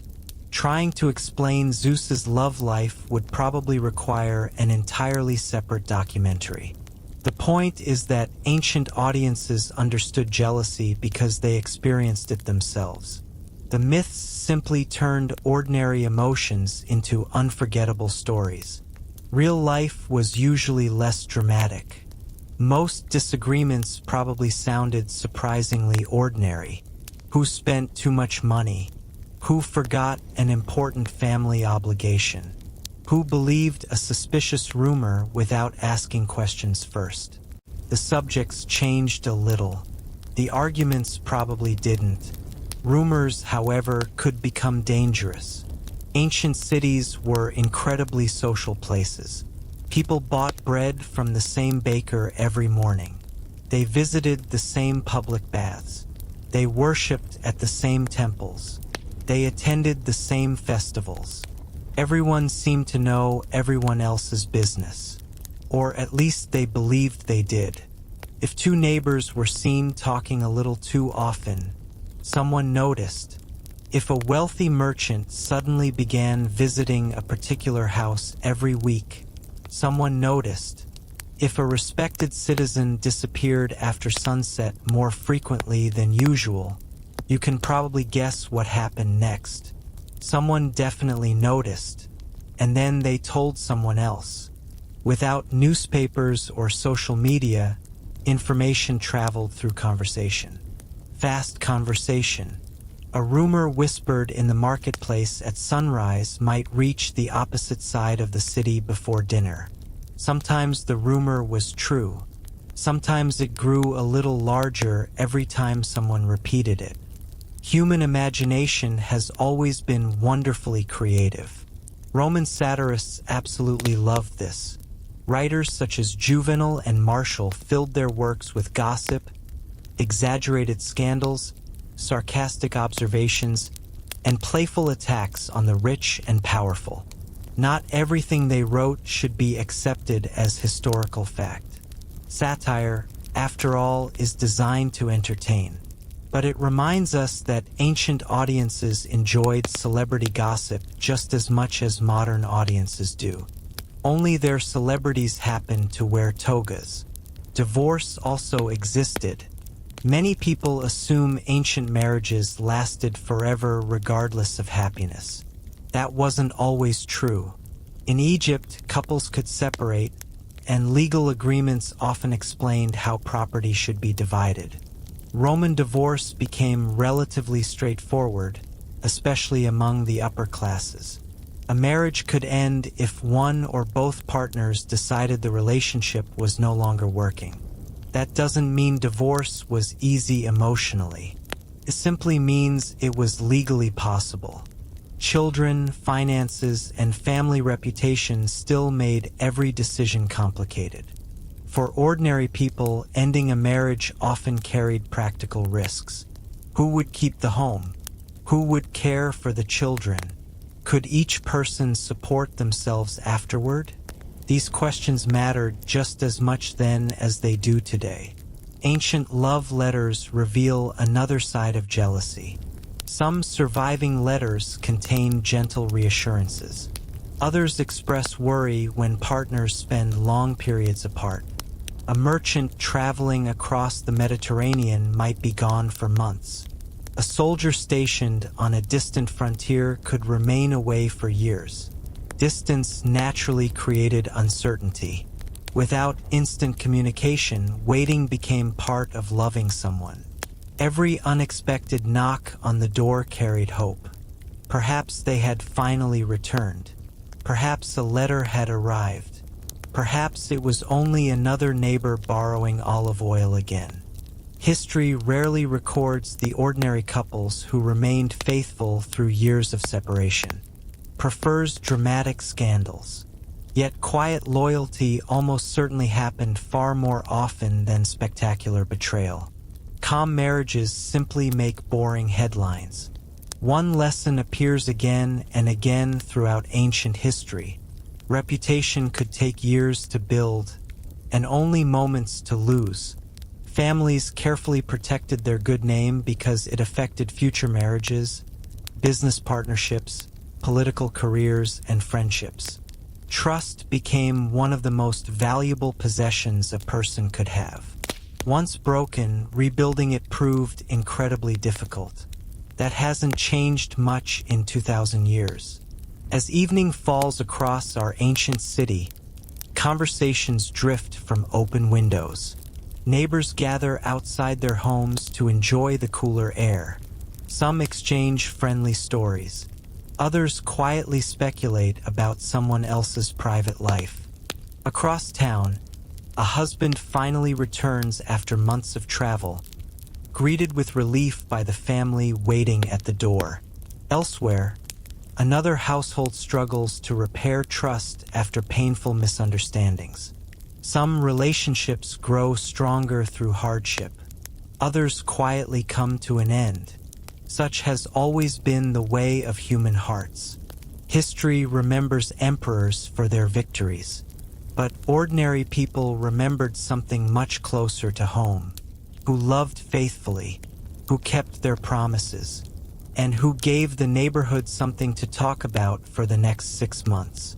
In our next chapter, we'll leave the streets and households behind to explore the divine side of romance, meeting Aphrodite, Venus, Eros, Cupid, fertility festivals, love charms, and the fascinating ways people ask the gods for a little help in matters of the heart.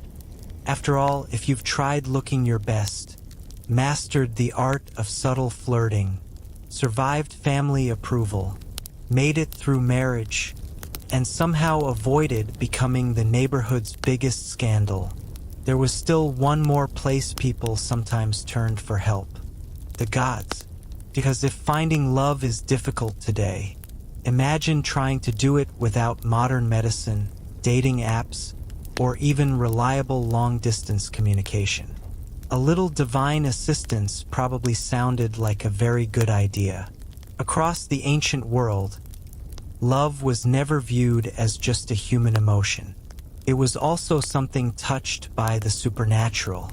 The gods could inspire romance, protect marriages, bless fertility, or, if mythology is anything to go by, create absolute chaos. Let's begin with one of history's most famous goddesses, Aphrodite. To the Greeks, Aphrodite represented beauty, desire, attraction, and the irresistible force that drew people together. According to myth, she was born from the sea, rising from the waves with such extraordinary beauty that even the gods stopped to stare. Artists spent centuries trying to capture that legendary moment in paintings, sculptures, and poems. Ordinary people, however, were usually more interested in a practical question. Could Aphrodite help them find love? Many certainly hoped so. Temples dedicated to her stood across the Greek world, where worshippers offered flowers, incense, perfumes, small statues, jewelry, and prayers. Some prayed for a happy marriage. Others hoped to heal a broken relationship. Young people might ask for courage before speaking to someone they admired. Parents sometimes prayed that their children would find good partners. Love belonged to everyone, not only to young lovers. When Rome absorbed much of Greek culture, Aphrodite gained a familiar Roman name, Venus. Although inspired by the Greek goddess, Venus gradually became something uniquely Roman. She represented not only love and beauty, but also prosperity, motherhood, and even the destiny of the Roman people. Roman families honored her during festivals filled with flowers, offerings, music, and public celebrations. For many women, Venus symbolized hope for healthy marriages and harmonious homes. For many men, she represented both attraction and good fortune. Like many ancient gods, her responsibilities covered a surprisingly wide range. Then came the smallest troublemaker in mythology, Cupid, or Eros as the Greeks knew him. Today, we usually picture Cupid as a cheerful little child flying around with a bow and tiny wings. Ancient versions weren't always so adorable. Early Greek art often portrayed Eros as a handsome young man whose arrows could completely overwhelm gods and mortals alike. One tiny arrow, one enormous emotional disaster. The stories rarely ended quietly. Myths describe Eros striking people unexpectedly, causing impossible romances, awkward misunderstandings, and spectacular complications. It made for excellent storytelling. Less excellent if you happened to be the person struck by the arrow.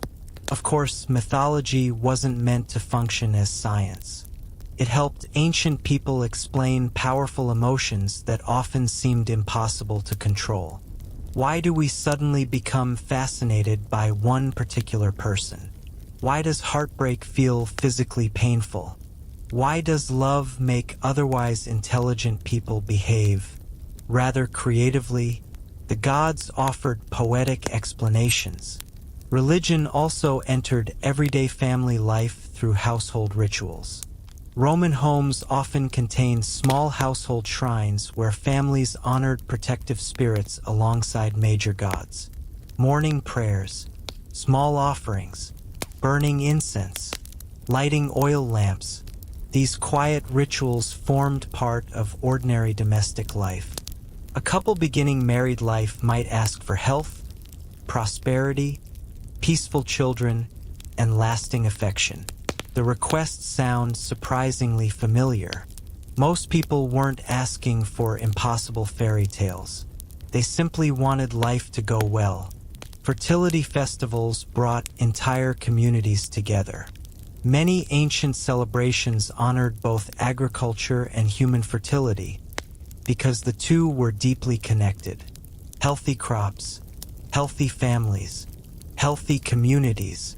Everything depended on growth. In Greece, festivals honoring Demeter celebrated the harvest while also reflecting hopes for family prosperity. Romans observed ceremonies connected with fertility, marriage, and the changing seasons. Egyptians honored gods linked to the annual flooding of the Nile, recognizing that abundant water meant abundant life. The line between nature and family was wonderfully blurred. Love charms also appeared throughout the ancient world. Archaeologists have uncovered tiny amulets, engraved gemstones, folded lead tablets, and small objects believed to bring good fortune in romance. Some were worn around the neck. Others were carried in small pouches. A few contained carefully written prayers asking divine beings to strengthen affection or protect existing relationships. Not every charm promised new love. Many focused on preserving the love people already had, which may be the wiser goal. Ancient magical texts reveal an interesting contrast. Some spells asked politely for divine blessing. Others attempted to command supernatural forces. Historians believe these magical traditions existed alongside mainstream religion rather than replacing it. Most ordinary people probably mixed practical life, religious belief, local customs, and a little hopeful superstition without seeing any contradiction. After all, when life feels uncertain, people often try many different approaches. One remarkable discovery comes from Egypt. Thousands of small amulets shaped like the Eye of Horus, scarab beetles, or protective deities have survived. Many were believed to guard against illness, bad luck, or unseen dangers. While not every amulet related specifically to romance, many accompany people throughout marriage, pregnancy, and family life. Protection mattered just as much as passion. Ancient writers occasionally laughed at excessive superstition. Some philosophers argued that good character mattered far more than magical charms. Others warned against trusting fortune too much. Their advice sounds surprisingly modern. Treat people kindly. Keep your promises. Be honest. A magical necklace probably can't fix a terrible personality. Good advice in any century. Perhaps the most fascinating thing about ancient religion is how deeply personal it could become. Behind every temple stood ordinary people carrying private hopes. A young woman quietly asking for a loving husband. A worried husband praying for his wife's safe childbirth. Parents hoping their children would grow into happy adults. An elderly couple giving thanks for another peaceful year together. History often remembers magnificent temples. It sometimes forgets the quiet prayers whispered inside them. As night settles over the ancient Mediterranean, hundreds of tiny oil lamps flicker before statues of gods and goddesses. The scent of incense drifts through marble columns. Some worshippers leave fresh flowers. Others offer small coins or carefully baked cakes. A young couple stands silently before an altar, saying nothing aloud. Perhaps they don't need to. Hope has always spoken its own language. And somewhere beyond the temple walls, life continues. Children laugh in nearby streets. Merchants close their shops. Families gather around evening meals. The gods may watch over the world, but it is ordinary people who continue living, loving, worrying, and dreaming beneath the same stars. In our next chapter, we'll walk into one of archaeology's most surprising discoveries, the preserved city of Pompeii, to explore ancient erotic art, colorful frescoes, symbolic sculptures, and famous graffiti, uncovering what these remarkable finds really tell us about everyday Roman life, while separating historical evidence from modern imagination. Now we arrive at one of the most famous, and perhaps most misunderstood, chapters of the ancient world. If you've ever searched for information about ancient Rome online, chances are you've seen headlines claiming that Pompeii was a city obsessed with sex. Some articles describe it as wildly shocking. Others treat it like one enormous adult museum. The truth, as usual, is much more interesting. To understand why, we first need to travel back to the morning of August 24th, or possibly later in the autumn, according to some modern research, 79 CE. On that day, Mount Vesuvius erupted. Ash, rock, and volcanic gases buried the thriving Roman cities of Pompeii and Herculaneum. Within hours, streets, homes, shops, temples, and bathhouses disappeared beneath layers of volcanic debris. For the people living there, it was an unimaginable tragedy. For archaeologists nearly 17 centuries later, it became an extraordinary time capsule. Because the city was buried so quickly, thousands of everyday objects survived. Wooden furniture, loaves of bread, cooking pots, wall paintings, children's toys, shop signs, even casual graffiti scratched onto plaster walls. Pompeii preserved daily life in remarkable detail, including something that surprised early archaeologists: erotic art. When excavations began in the 18th century, many discoveries shocked European visitors. Some frescoes showed nude figures. Others depicted couples embracing. Certain sculptures featured exaggerated symbols of fertility. Early collectors considered many of these works so scandalous that they locked them away in restricted collections. Only wealthy gentlemen with special permission could view them. Apparently, ancient Romans were not the only people uncomfortable talking about intimacy. Ironically, the Victorians often blushed far more than the Romans ever did. One of the most famous discoveries came from a building known today as the Lupanar, Pompeii's best-preserved brothel. Inside, archaeologists found small rooms arranged along narrow hallways. Above several doorways were painted scenes illustrating different romantic situations. For many years, people assumed these paintings functioned as a kind of ancient menu. Modern historians are much more cautious. The artwork may have served decorative purposes, symbolic meanings, or practical identification. The honest answer is that we simply don't know with complete certainty. History occasionally prefers mystery over easy answers, and that's perfectly acceptable. Elsewhere in Pompeii, erotic imagery appeared in places that had nothing to do with brothels. Private homes displayed paintings of Venus. Gardens contained playful statues. Dining rooms featured humorous artwork celebrating love, beauty, and fertility. To modern eyes, this can seem surprising.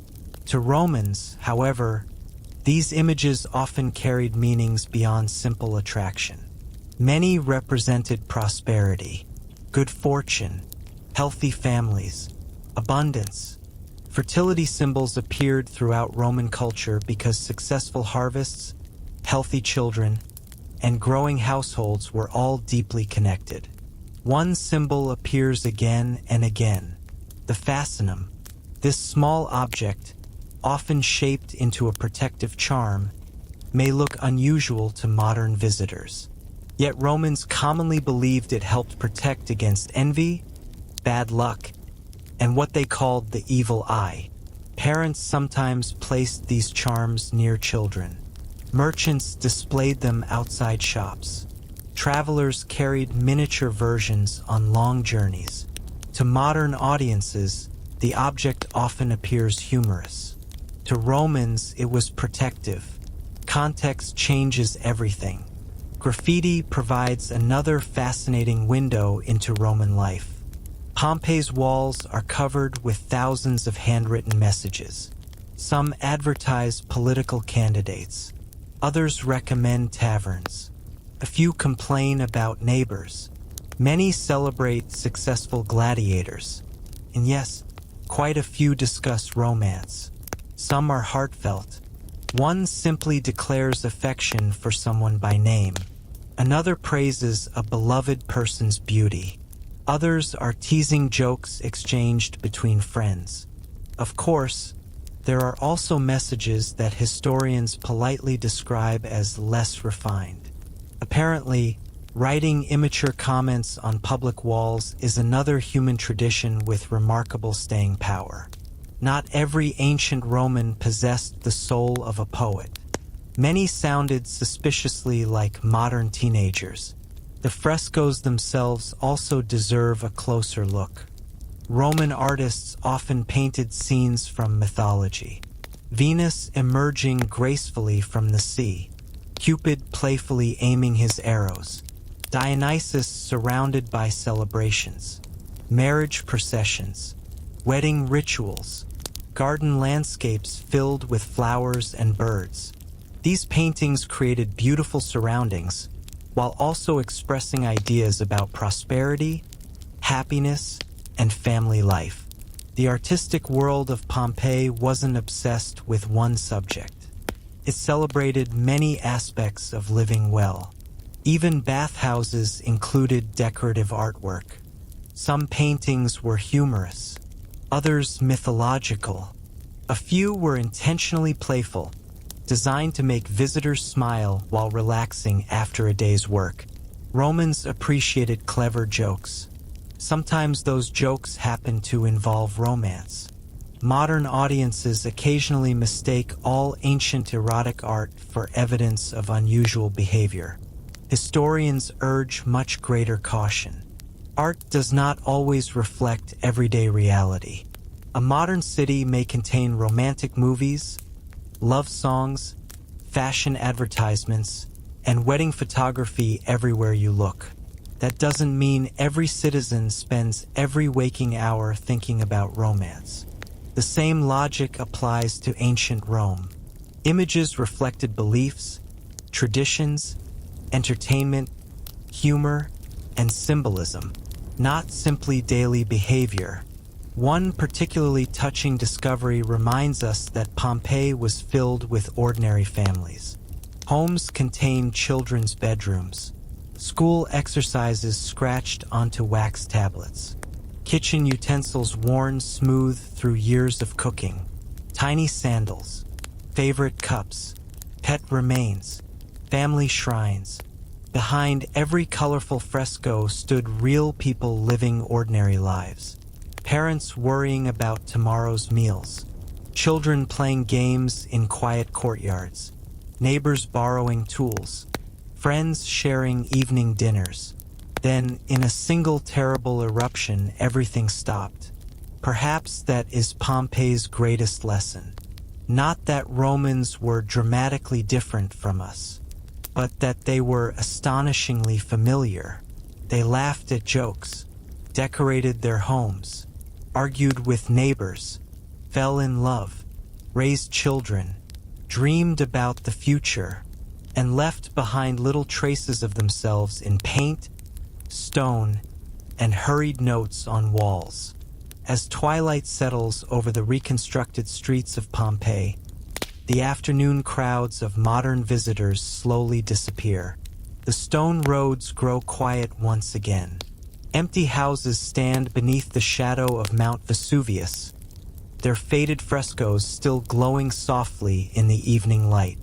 Somewhere inside one modest home, a painted image of Venus remains exactly where its owner left it nearly 2,000 years ago, not as a shocking secret, but as a simple reminder that beauty, hope, good fortune, and love were all part of everyday Roman life.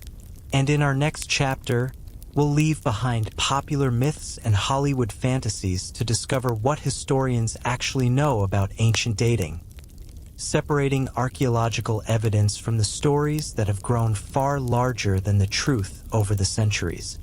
We've spent the night wandering through ancient streets. We've met young lovers at marketplaces, watched newlyweds begin their lives together, peeked inside Roman bathhouses, read love poems from Egypt, walked through the ash-covered streets of Pompeii. And along the way, we've probably noticed something interesting. The real ancient world is already fascinating. It doesn't need to be made stranger than it really was. Yet over the years, movies, novels, television shows, and internet videos have created a long list of myths about ancient romance. Some are harmless. Others completely misunderstand the evidence. So before we say goodbye to our ancient travelers, let's separate a few popular stories from what historians actually know. Our first myth is perhaps the biggest of all. Nobody married for love. This idea appears everywhere. According to the myth, every ancient marriage was arranged, purely political, and completely emotionless. Reality is much more complicated. Yes, family approval often mattered. Parents frequently helped choose suitable partners. Marriage strengthened households, protected property, and created useful alliances. All of that is true, but surviving letters, poems, memorial inscriptions, and even legal documents also show genuine affection. Roman husbands praised beloved wives. Egyptian love poems celebrated longing and tenderness. Greek writers described both joyful and heartbreaking romances.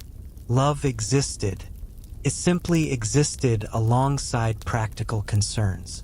The second myth says, everyone married as children. This one also needs some careful explanation. Marriage ages varied enormously depending on place, social class, historical period, and individual circumstances. Elite Roman girls sometimes married during their mid-teens. Many ordinary women married later. Men often married in their 20s or even older after establishing careers or completing military service. The ancient world covered thousands of years and countless cultures. There was never one universal rule. History rarely fits into simple headlines. Here's another favorite. The Romans were obsessed with sex. Pompeii certainly contains erotic art. Roman literature occasionally speaks openly about intimacy. Brothels existed. So yes, sexuality was visible in ways that sometimes surprise modern audiences. But that's only one piece of Roman life. The same city also contains schools, bakeries, gardens, libraries, workshops, temples, apartment buildings, courthouses, children's toys, family shrines. The overwhelming majority of daily life looked wonderfully ordinary. Ancient Romans spent far more time worrying about work, food, taxes, and family responsibilities than living inside an endless historical drama. In other words, they were people, not movie characters. Another common myth claims, ancient people never bathed. This couldn't be further from the truth. Egyptians valued cleanliness so highly that scented oils and regular washing became part of everyday grooming. Greek athletes bathed after exercise. Romans built enormous public bath complexes that became centers of social life. Cleanliness wasn't unusual. It was expected. Of course, ancient plumbing wasn't perfect, but people absolutely cared about hygiene. Now let's talk about one of Hollywood's favorite scenes. The fearless Roman soldier suddenly sees a beautiful stranger across the forum. Their eyes meet. Within 5 minutes, they're deeply in love. Cue dramatic music. Reality usually moved much more slowly. Most relationships developed through repeated meetings. Families introduced one another. Neighbors observed. Friends quietly helped. Trust grew over time. The ancient world had very few opportunities for completely anonymous romance. Communities were simply too connected. Our next myth comes from archaeology itself. Every mysterious object had something to do with romance. Believe it or not, this happens surprisingly often. An unusual carving must be romantic. A strange statue?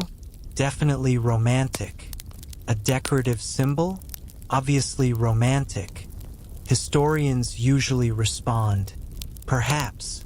Ancient objects often served multiple purposes. Some represented religion. Some symbolized protection. Some expressed prosperity. Others simply looked attractive. Context matters. Without context, almost anything can be misunderstood. This leads to another important lesson. Archaeologists don't always agree. That's not a weakness. It's actually how good history works. New discoveries constantly reshape old ideas. A single inscription, a forgotten letter, a newly excavated house. Even tiny fragments of pottery can change our understanding of the past. Good historians aren't afraid to say, "We don't know yet."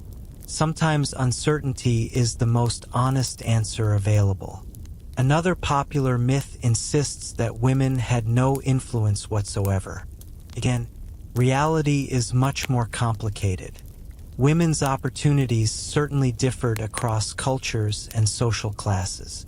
Many legal rights were limited compared with men's. Yet women managed households, owned businesses in some regions, inherited property under certain legal systems, composed poetry, served as priestesses, influenced politics indirectly through family networks, and occasionally became powerful public figures. Ancient societies placed many restrictions on women. They also contained remarkable women who found ways to shape history despite those restrictions. History rarely moves in straight lines. Finally, perhaps the biggest myth of all. Ancient people were completely different from us. After everything we've explored tonight, does that really seem true? They worried about first impressions. They laughed with friends. They fell awkwardly in love. They argued with spouses. They celebrated weddings. They raised children. They missed loved ones who traveled far away. They hoped tomorrow would be a little kinder than today. The clothes were different. The buildings were different. The laws were different. But the emotions feel astonishingly familiar. Perhaps that's why ancient history continues to fascinate us. Not because it introduces us to strangers, because it introduces us to ourselves, seen through a very old mirror. As the evening grows quiet, our journey through the ancient world begins drawing to a close. The marketplace has emptied. Temple doors have closed for the night. The laughter from neighborhood courtyards slowly fades beneath the stars. Somewhere, an elderly couple shares one last conversation before bed. Elsewhere, two young people exchange a hopeful smile, wondering what tomorrow might bring. Thousands of years separate their world from ours.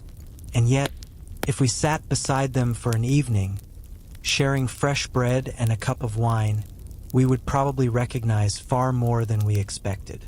Different languages, different customs, the very same hearts. In our final chapter, we'll leave behind the myths, monuments, and famous cities for one last peaceful walk beneath the ancient night sky, reflecting on what love, companionship, and the search for connection have always meant across the long story of human history. Our journey is almost over. The oil lamps are burning low. The streets have grown quiet. The merchants have closed their shops. The musicians have packed away their instruments, and somewhere in the distance, the last voices of the evening slowly disappear into the warm Mediterranean night. Before we return to the modern world, let's take one final walk. Not through the grand halls of emperors, not across famous battlefields, but through the ordinary neighborhoods where most people actually lived. Because history is often told through kings and queens. Real life, however, belonged to everyone else. Imagine yourself standing on a gentle hill overlooking ancient Rome. The moon hangs above the rooftops, casting soft silver light across marble temples, narrow streets, and rows of tiled houses. The city that seemed so loud during the day has finally become peaceful. A cool evening breeze carries the smell of fresh bread from a bakery preparing tomorrow's loaves. Somewhere nearby, a dog barks once before settling back to sleep. In one home, a young couple laughs quietly as they finish cleaning after supper. Their marriage is still new. The furniture is simple. Their savings are small. They have no idea what the future will bring. But tonight, they have each other. Across the city, an older husband carefully helps his wife light one final oil lamp before bed. They have spent decades together. They have survived poor harvests, illness, family arguments, and years that were kinder than others. The excitement of youth has faded. In its place stands something quieter. Trust, companionship, the kind of love that no longer needs grand speeches because it has already proven itself thousands of ordinary times. Not far away, parents gently cover their sleeping children with linen blankets. Tomorrow those children will wake before sunrise, chase each other through dusty streets, complain about chores, and probably ignore at least one thing their parents tell them. Another tradition that has survived remarkably well. Now let us leave Rome behind. The moon follows us across the Mediterranean to ancient Greece. Olive trees sway gently beneath the night sky. A small village rests quietly among rocky hills. From an open doorway comes the sound of a family sharing stories before sleep. A grandfather tells the younger children about heroes and distant voyages. The older children pretend they have heard the story too many times. Secretly, they hope he tells it again tomorrow. Outside, two young people walk slowly along a narrow path between the trees. They speak softly, careful not to wake anyone. No great declarations, no dramatic music. Just quiet conversation beneath a sky filled with stars that still shine above us today. Now the Nile appears before us. Its waters reflect the moonlight like polished silver. Palm trees cast long shadows across the riverbank. Fishing boats drift gently in the calm current. Inside a modest Egyptian home, a mother hums a lullaby while rocking her baby to sleep. Her song has no audience except the child. And yet somehow, it becomes one of the most important performances of her life. Across the courtyard, her husband quietly repairs a broken basket before tomorrow's work begins. Neither thinks they are making history. Neither realizes that thousands of years later, people will still wonder how families like theirs lived. History often overlooks ordinary evenings.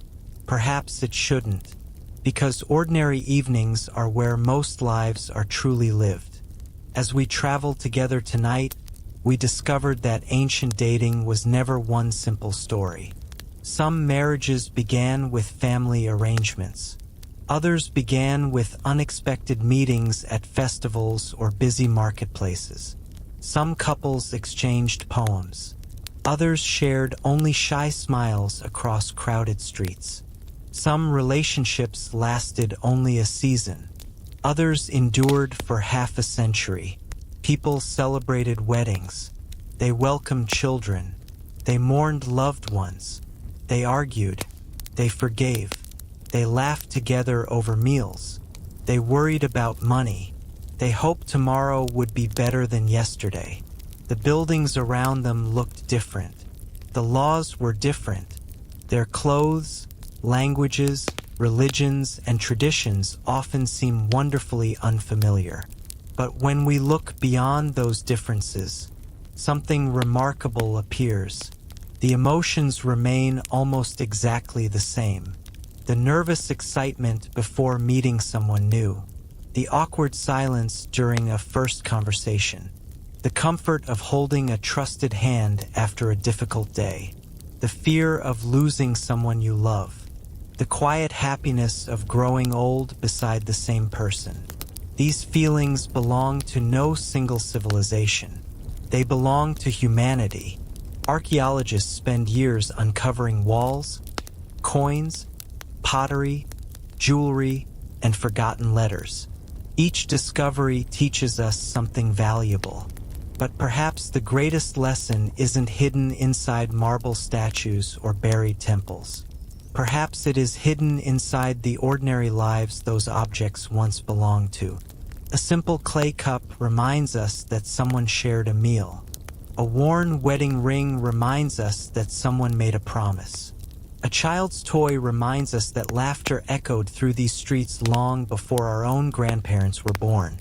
Even a faded love poem reminds us that someone, somewhere, once struggled to find the right words, just like we do today.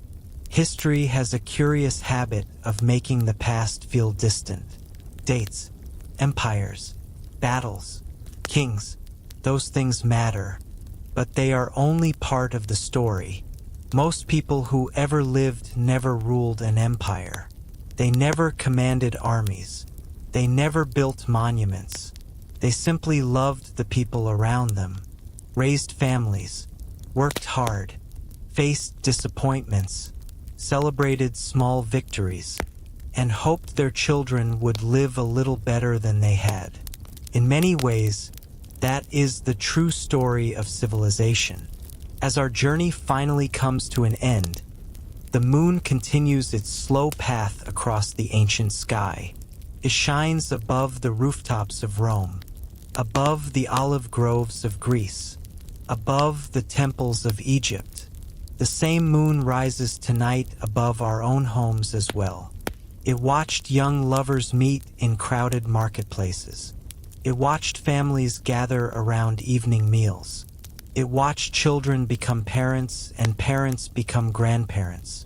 Long before modern cities, long before electric lights, long before anyone imagined the world we live in today, people looked up at this same moon and wondered what tomorrow might bring. Perhaps that is the most comforting thought of all. Across thousands of years, countless cultures, and endless changes in technology, one truth has remained quietly unchanged. Every generation has searched for affection, for companionship, for someone to laugh with during the easy days and lean on during the difficult ones. The customs changed. The languages changed. The empires rose and fell. But the human heart, it has always been searching for home. And with that peaceful thought, our walk through the ancient world comes to a gentle end. Thank you for joining this journey through history. Wherever you are listening tonight, may your evening be calm, your dreams be kind, and may the stories of those who lived so long ago remind you that, despite all the centuries between us, we have never been quite as different from them as we sometimes imagine. Good night.